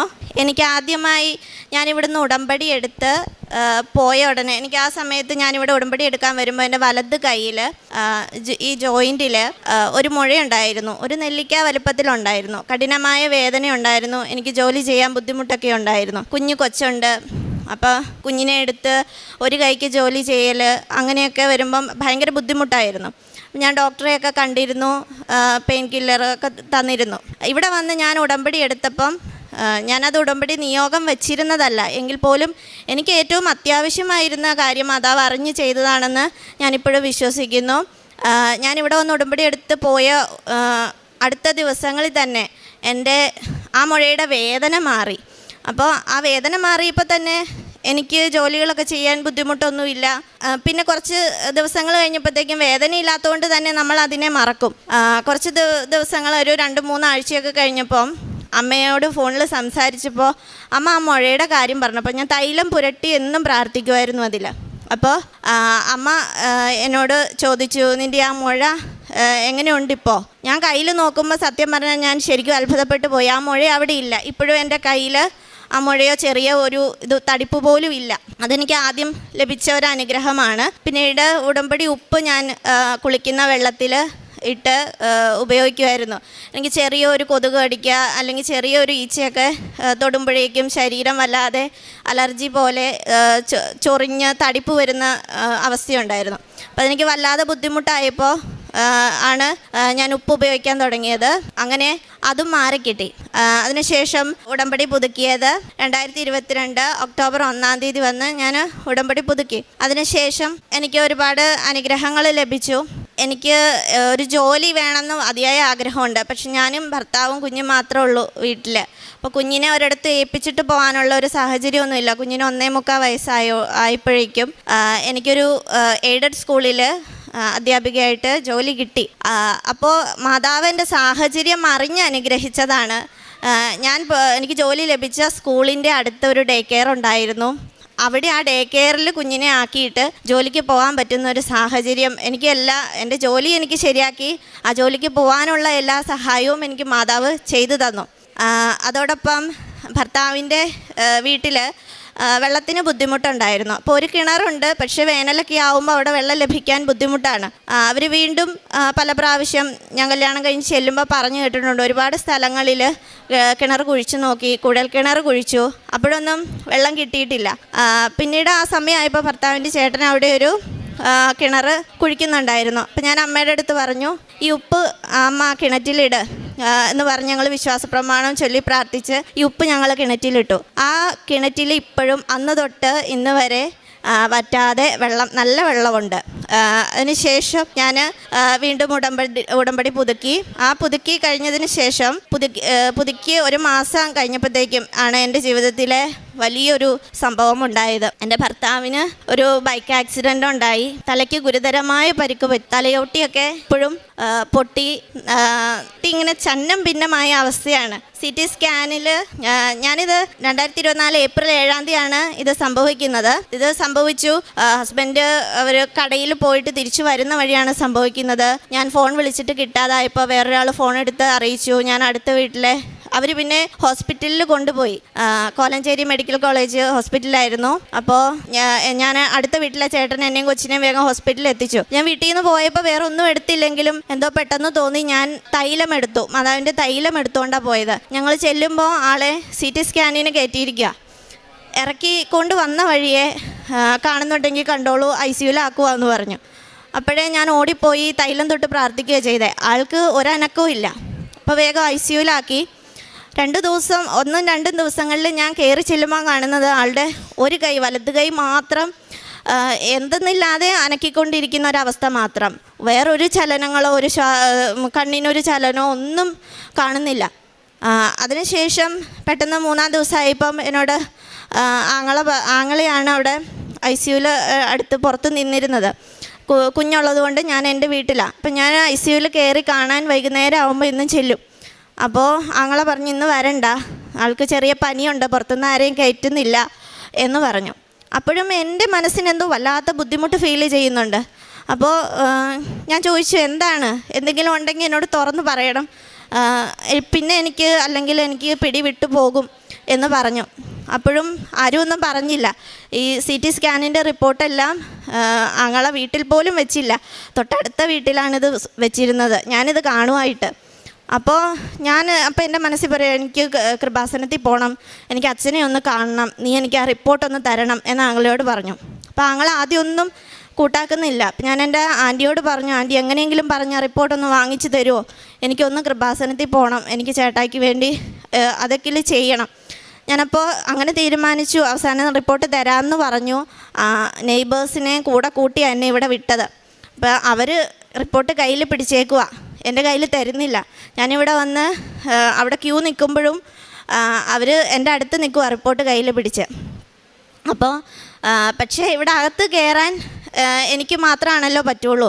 അപ്പോൾ ഇവിടെ എത്തിയപ്പോൾ എൻ്റെ കയ്യിൽ റിപ്പോർട്ട് തന്നു, ഞാൻ കയറി വന്നു. അപ്പോൾ ഇവിടെ വന്ന് ഞാൻ ഈ പേപ്പർ അടുക്കി ഇങ്ങനെ വെച്ചുകൊണ്ടിരുന്ന സമയത്താണ് ആളുടെ CT സ്കാനിൻ്റെ ഒരു ഫോട്ടോസ്റ്റാറ്റ് എടുത്തിട്ടുണ്ടായിരുന്നു, ഫോട്ടോ എടുത്ത് അച്ഛനെ കാണിക്കാൻ വേണ്ടിയിട്ട്. ഞാൻ അപ്പോഴാണ് അത് കാണുന്നത്. തലയോട്ടി അങ്ങനെ പൊട്ടിയിരിക്കുന്ന ഒരു ഇത് കണ്ടപ്പോൾ ഞാൻ ശരിക്കും അന്നേരം വിചാരിച്ചു ആളില്ല. അപ്പം ഞാൻ എല്ലാവരും എന്നെ പറ്റിക്കുവാണോ, എന്താ ദൈവമേ കാണുന്നത്. ഞാൻ അപ്പം കരയാൻ തുടങ്ങിയതാണ് ഇവിടെ മുട്ടുകുത്തി നിന്ന്. എനിക്ക് പള്ളിയിലേക്ക് കയറിയപ്പം തുടങ്ങി ഭയങ്കര തലവേദന അനുഭവപ്പെടുന്നുണ്ടായിരുന്നു. അപ്പോൾ ഞാനിവിടെ നിന്ന് ഒരുപാട് കരഞ്ഞു. അച്ഛനെ കാണുമ്പോഴും എല്ലാം ഞാൻ കരഞ്ഞുകൊണ്ട് നിൽക്കുക. ഈ കുരിശിൽ കിടക്കുന്ന ഈശോയുടെ രൂപത്തിലോട്ടാണ് എനിക്ക് നോക്കാൻ പറ്റുന്നുള്ളൂ. അതേ അവസ്ഥയാണല്ലോ ഇപ്പോൾ എൻ്റെ ഭർത്താവിനും എന്നൊക്കെ എനിക്ക് ചിന്ത. ഇത് ഞാൻ മാതാവിനോട് പ്രാർത്ഥിച്ചു. ഇതിനു മുമ്പ് ഞാനും ഹസ്ബൻഡും കൊച്ചുമാണ് ഇവിടെ വരാറ്. അപ്പം ഇനി ഒരിക്കലും ഞങ്ങൾ ഒരുമിച്ച് ഇവിടെ ഒരു വരവുണ്ടാവില്ലേ മാതാവേ, അതിന് നീ അനുഗ്രഹിക്കില്ലേ എന്ന് ചോദിച്ച് ഞാൻ പ്രാർത്ഥിച്ചു. അതിനുശേഷം അച്ഛനെ കണ്ടു. അച്ഛൻ കാശുരൂപമൊക്കെ തന്നു, പ്രാർത്ഥിച്ചു. ഇതൊക്കെ മാതാവിൻ്റെ അടുത്ത് കൊണ്ടുപോയി പ്രാർത്ഥിച്ച് ഇവിടുന്ന് ഞാൻ പള്ളിയിൽ നിന്ന് ഇറങ്ങി. ആ സ്റ്റെപ്പ് ഇറങ്ങിയത് എനിക്കുണ്ടായിരുന്ന ആ കഠിനമായ തലവേദന അപ്പം തന്നെ പോയി. അപ്പോൾ ഞാനിവിടുന്ന് ഇറങ്ങിയതേ ആങ്ങളെ വിളിച്ചു എങ്ങനെയുണ്ടെന്നറിയാൻ. അപ്പോൾ അത്രയും ദിവസം കുഴപ്പമില്ല, ഇത്രയും ദിവസത്തെ പോലെ തന്നെയാണ് എന്നൊരു മറുപടിയാണ് ഞാൻ കേട്ടിരുന്നത്. പക്ഷെ അന്ന് അവൻ്റെ സംസാരത്തിൽ നിന്ന് തന്നെ എനിക്ക് മനസ്സിലായി ഒരു സന്തോഷമുള്ള സ്വരം, നല്ല മാറ്റമുണ്ട്. അതിനുശേഷം പിന്നെ അങ്ങോട്ട് ഒരു തുള്ളി പോലും പിന്നോട്ട് പോയിട്ടില്ല, മുമ്പോട്ട് വളരെ വലിയ മാറ്റങ്ങളാണ് ഉണ്ടായത്. അപ്പം ഞാൻ എന്നും ICUവിൽ കയറി കാണുമ്പോൾ ആളുടെ ചെവിയിൽ വചനം പറഞ്ഞു കൊടുക്കും, പ്രാർത്ഥനകൾ ചൊല്ലിക്കൊടുക്കും. മൊബൈലിലായാലും അവരവിടെ റെക്കോർഡ് ചെയ്തത് നമ്മൾ കൊടുത്താൽ കേൾപ്പിച്ചു കൊടുക്കുമായിരുന്നു. കണ്ണ് തുറന്നത് 2 ആഴ്ചയ്ക്ക് ശേഷമാണ്. 2 ആഴ്ചയ്ക്ക് ഓളം വെൻറ്റിലേറ്ററിലായിരുന്നു. 2 ആഴ്ചയ്ക്ക് ശേഷമാണ് ഒരു കണ്ണ് തുറന്നത്. ഇടത് സൈഡിലാണ് തലയ്ക്ക് ഇടിച്ചത്. അപ്പോൾ ഇടത് കണ്ണ് അപ്പോഴും തുറന്നിട്ടില്ല. അതിനുശേഷം ഞാൻ ഇവിടെ വന്ന് അച്ഛനെ കണ്ട് ഞാൻ പോയി അന്ന് നേരെ വൈകുന്നേരം ഞാൻ പറഞ്ഞു എനിക്ക് ഇന്ന് എന്തായാലും ചേട്ടൻ്റെ അടുത്തൊന്ന് കയറണം, എന്നെ സമ്മതിക്കണം എന്നൊക്കെ ഞങ്ങളോട് പറഞ്ഞപ്പോൾ ഞങ്ങൾ പറഞ്ഞു ഉള്ളിൽ കയറി കരയരുത്, എങ്കിൽ മാത്രം കയറ്റാമെന്ന് പറഞ്ഞു. ഞാൻ സമ്മതിച്ചു. അപ്പോഴും എനിക്ക് ഉറപ്പൊന്നുമില്ല ഞാൻ കരയാതിരിക്കില്ല എന്ന്. എന്നാലും ഞാൻ പോയി എനിക്ക് ഈ കാശുരൂപവും തൈലം അവിടെ എത്തിക്കണം. അപ്പോഴും ഞാൻ ആദ്യം മുതൽ കയറുമ്പോൾ തൈലം കയ്യിൽ കൊണ്ടുപോകും. നഴ്സുമാർ കാണാതെ പ്രാർത്ഥിച്ച് വേഗം നെറ്റിയിലൊക്കെ വരച്ചിട്ട് പോരുവാണ് ചെയ്യുന്നത്. ഇപ്പം എല്ലാവർക്കും ഇഷ്ടപ്പെടില്ല. അപ്പോൾ ഒരു നേഴ്സ് ഇത് കണ്ടപ്പോൾ എന്നോട് പറഞ്ഞു എല്ലാ ഡോക്ടർമാർക്കും ചിലപ്പോൾ ഇഷ്ടപ്പെട്ടെന്ന് വരില്ല എന്ന് പറഞ്ഞു. അപ്പോൾ ഞാൻ ഈ തൈലവും കാശുരൂപമായിട്ട് അന്ന് വൈകുന്നേരം ആളുടെ അടുത്ത് കയറി. ഞാൻ തൈലം പുരട്ടുന്നത് നഴ്സ് കണ്ടപ്പോൾ എന്നോട് ചോദിച്ചു കൃപാസനത്തിലെ എണ്ണയാണോ ചേച്ചി എന്ന് ചോദിച്ചു. ഞാൻ പറഞ്ഞു അതെ. ചേച്ചി അത് അവിടെ വെച്ചേരെ, ഞങ്ങൾ ഇടയ്ക്ക് പുരട്ടി കൊടുത്തോളാം എന്ന് പറഞ്ഞു. ഞാനതപ്പോൾ അവിടെ വെച്ചു. കാശുരൂപം ഡ്രസ്സിൽ കുത്തി കൊടുക്കാൻ വേണ്ടി തുടങ്ങിയപ്പോൾ പറഞ്ഞു ക്ലീനിങ്ങിനൊക്കെ ഉള്ളൊരു ഡ്രസ്സ് മാറ്റുമ്പോൾ ചിലപ്പോൾ ഇത് നഷ്ടപ്പെട്ടു പോയേക്കാം, അതുകൊണ്ട് ബെഡിൽ കുത്തി വയ്ക്കാമെന്ന് പറഞ്ഞാൽ ആ നേഴ്സ് തന്നെ അത് ആളുടെ തലയുടെ അടുത്തായിട്ട് ബെഡിൽ കുത്തിവെച്ചു. അന്ന് തൊട്ട് എന്നും അവരും ആ തൈലം പുരട്ടും. ഞാൻ കയറുമ്പോഴും തൈലം പുരട്ടി കൊടുക്കും, പ്രാർത്ഥിക്കും. ആ കാശുരൂപവും തൈലവും ICUവിൽ 1 മാസം ആളുണ്ടായിരുന്നു. 1 മാസത്തിന് ശേഷം ICUവിൽ നിന്ന് പുറത്തിറക്കിയത്. ആ ഹോസ്പിറ്റലായിരുന്ന ദിവസങ്ങളിലെല്ലാം ഈ തൈലവും ആ കാശുരൂപവും ഇന്നും കൂടെയുണ്ട്. അപ്പോൾ മാതാവ് എനിക്ക് എൻ്റെ ജീവിതത്തിൽ തന്ന ഏറ്റവും വലിയ അനുഗ്രഹമാണ്. ഞാൻ ഇവിടുന്ന് തിരിച്ചു പോകുമ്പോഴൊക്കെ വലിയ വിഷമത്തിലായിരുന്നു, ഇനി ഇങ്ങനൊരു വരവുണ്ടാവുമോ എന്ന്. അപ്പോൾ അന്നേ ഞാൻ പറഞ്ഞു എനിക്ക് ആളെ കൂട്ടി ഇവിടെ വന്ന് സാക്ഷ്യം പറയാൻ അമ്മ അനുവദിക്കണേന്ന്. അതിനമ്മ അനുവദിച്ചു. എനിക്ക് അതിലും വലിയ ഒരു അനുഗ്രഹം ഈ ജീവിതത്തിൽ കിട്ടാനില്ല. പിന്നീട് ആ സമയത്തൊന്നും എൻ്റെ ജോലി ലഭിച്ചെങ്കിലും അപ്പോയിൻമെൻറ്റ് പാസ്സായിരുന്നില്ല. എയ്ഡഡ് സ്കൂളാണ്. പക്ഷേ പുതുക്കലിന് ശേഷം ആ സമയത്ത് പുതുക്കി. അതിനുശേഷം എത്രയും വേഗം അപ്പോയിൻമെൻറ്റ് പാസ്സാക്കി തന്നു. പിന്നീട് എൻ്റെ ഏറ്റവും വലിയ ആഗ്രഹം ഒരു ഗവൺമെൻറ് ജോലി എന്നാണ്. എയ്ഡഡ് സ്കൂളിലാണെങ്കിലും പി എസ് സി എക്സാമൊക്കെ എഴുതാറുണ്ട്. PSC നിയമനം ലഭിക്കണം എന്നുള്ളതായിരുന്നു എൻ്റെ ആഗ്രഹം. ഇപ്പോൾ അതും സഫലമാകാൻ പോവുകയാണ്. എനിക്ക് PSCയിൽ അഡ്വൈസ് ആയിട്ടുണ്ട്. അപ്പം എൻ്റെ എല്ലാ സാഹചര്യങ്ങളും മനസ്സിലാക്കി മാതാവ് എനിക്ക് എപ്പോഴും എൻ്റെ കൂടെയുണ്ട്. എനിക്ക് ഓരോ അനുഗ്രഹങ്ങളും ഓരോ സാഹചര്യത്തിനൊത്ത് അമ്മ സാധിച്ചു തരുന്നുണ്ട്. നമ്മൾ ചിലപ്പോൾ നിരാശപ്പെടും, നമ്മൾ നിയോഗം ഒക്കെ വെച്ചിട്ട് പെട്ടെന്ന് ഇങ്ങ് സാധിച്ചു തരൂ എന്നുള്ളൊരിത്. പക്ഷേ നമ്മളെ ആ ഒരു ലക്ഷ്യം നമുക്ക് സാധിച്ചു തരാൻ വേണ്ടി അതിലേക്ക് എത്താനായിട്ടുള്ള ഓരോ മാർഗവും മാതാവ് സുഗമമാക്കി തീർത്ത് നമ്മളെ എല്ലാം പൂർത്തിയാക്കി ആ ലക്ഷ്യത്തിൽ എത്തിക്കുക ചെയ്യുന്നതെന്നുള്ളത് എനിക്ക് മനസ്സിലായി. ഞാൻ പത്രം വിതരണം ചെയ്യുന്നത് ടൗണിലൊക്കെ പോകുമ്പോൾ കടകളിലൊക്കെ കൊടുക്കാറുണ്ട്. സഹപ്രവർത്തകർക്കൊക്കെ വിതരണം ചെയ്യാറുണ്ട്. ഞാൻ പൊതുസമൂഹത്തിൽ പത്രം വിതരണം ചെയ്യാറുണ്ട്. ആദ്യമൊക്കെ ഒരു മടിയൊക്കെ തോന്നുമായിരുന്നു.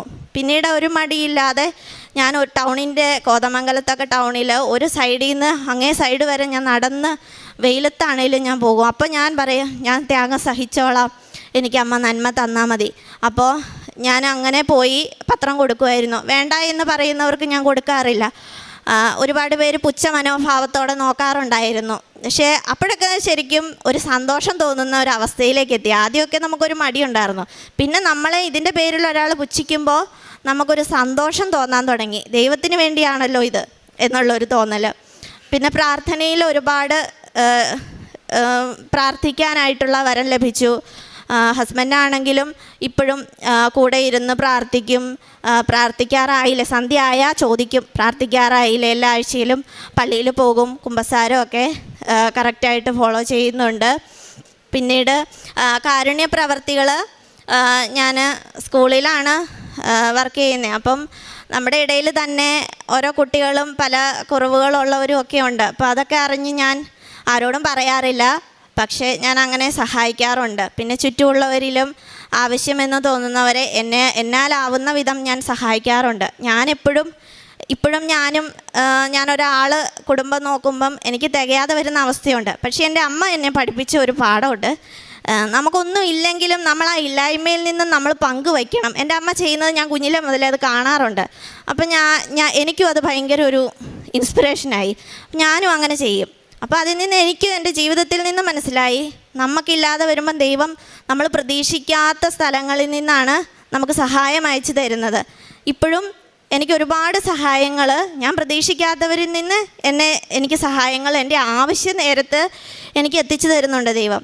അപ്പം ഞാൻ ഈ ഉടമ്പടിയിൽ നിന്നും പഠിച്ച വലിയൊരു പാഠം, നമ്മളിൽ നന്മയുണ്ടാവുക, നമ്മൾ മറ്റുള്ളവരെ ദ്രോഹിക്കാതിരിക്കുക, നമ്മുടെ കഴിവിനൊത്ത് മറ്റുള്ളവരെ സഹായിക്കുക.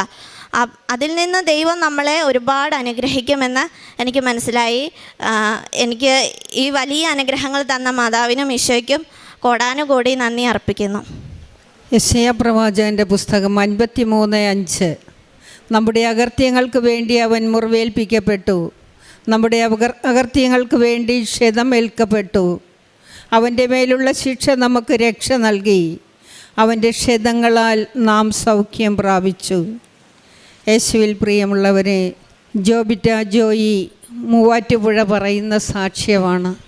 പരിശുദ്ധ അമ്മയുടെ സന്നിധിയിൽ വന്നിട്ട് പറയുകയാണ്, അമ്മേ, ഞങ്ങൾക്ക് 3 പേർക്കും കൂടി എന്നും അമ്മയുടെ സന്നിധിയിൽ വരാൻ ഇടവരുത്തണമേ.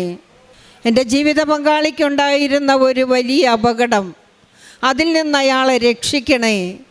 അങ്ങനെ ഒരുമിച്ച് ഞങ്ങൾക്ക് അമ്മയുടെ സന്നിധിയിൽ വരാൻ ഇടവരുത്തണമേ. കരഞ്ഞു പ്രാർത്ഥിക്കുക.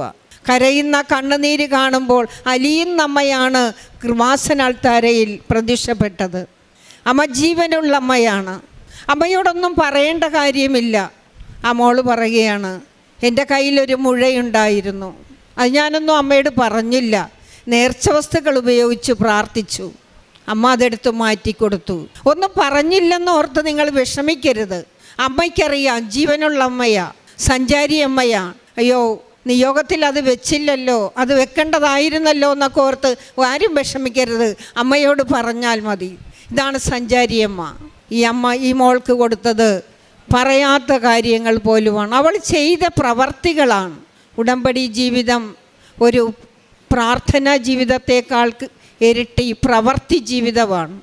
ഇവർക്ക് നൽകിയ ഈ വൻ കൃപയ്ക്ക് പരിശുദ്ധ അമ്മ വഴി ഈശോയ്ക്ക് കരങ്ങളടിച്ച് നമുക്ക് നന്ദി പറയാം.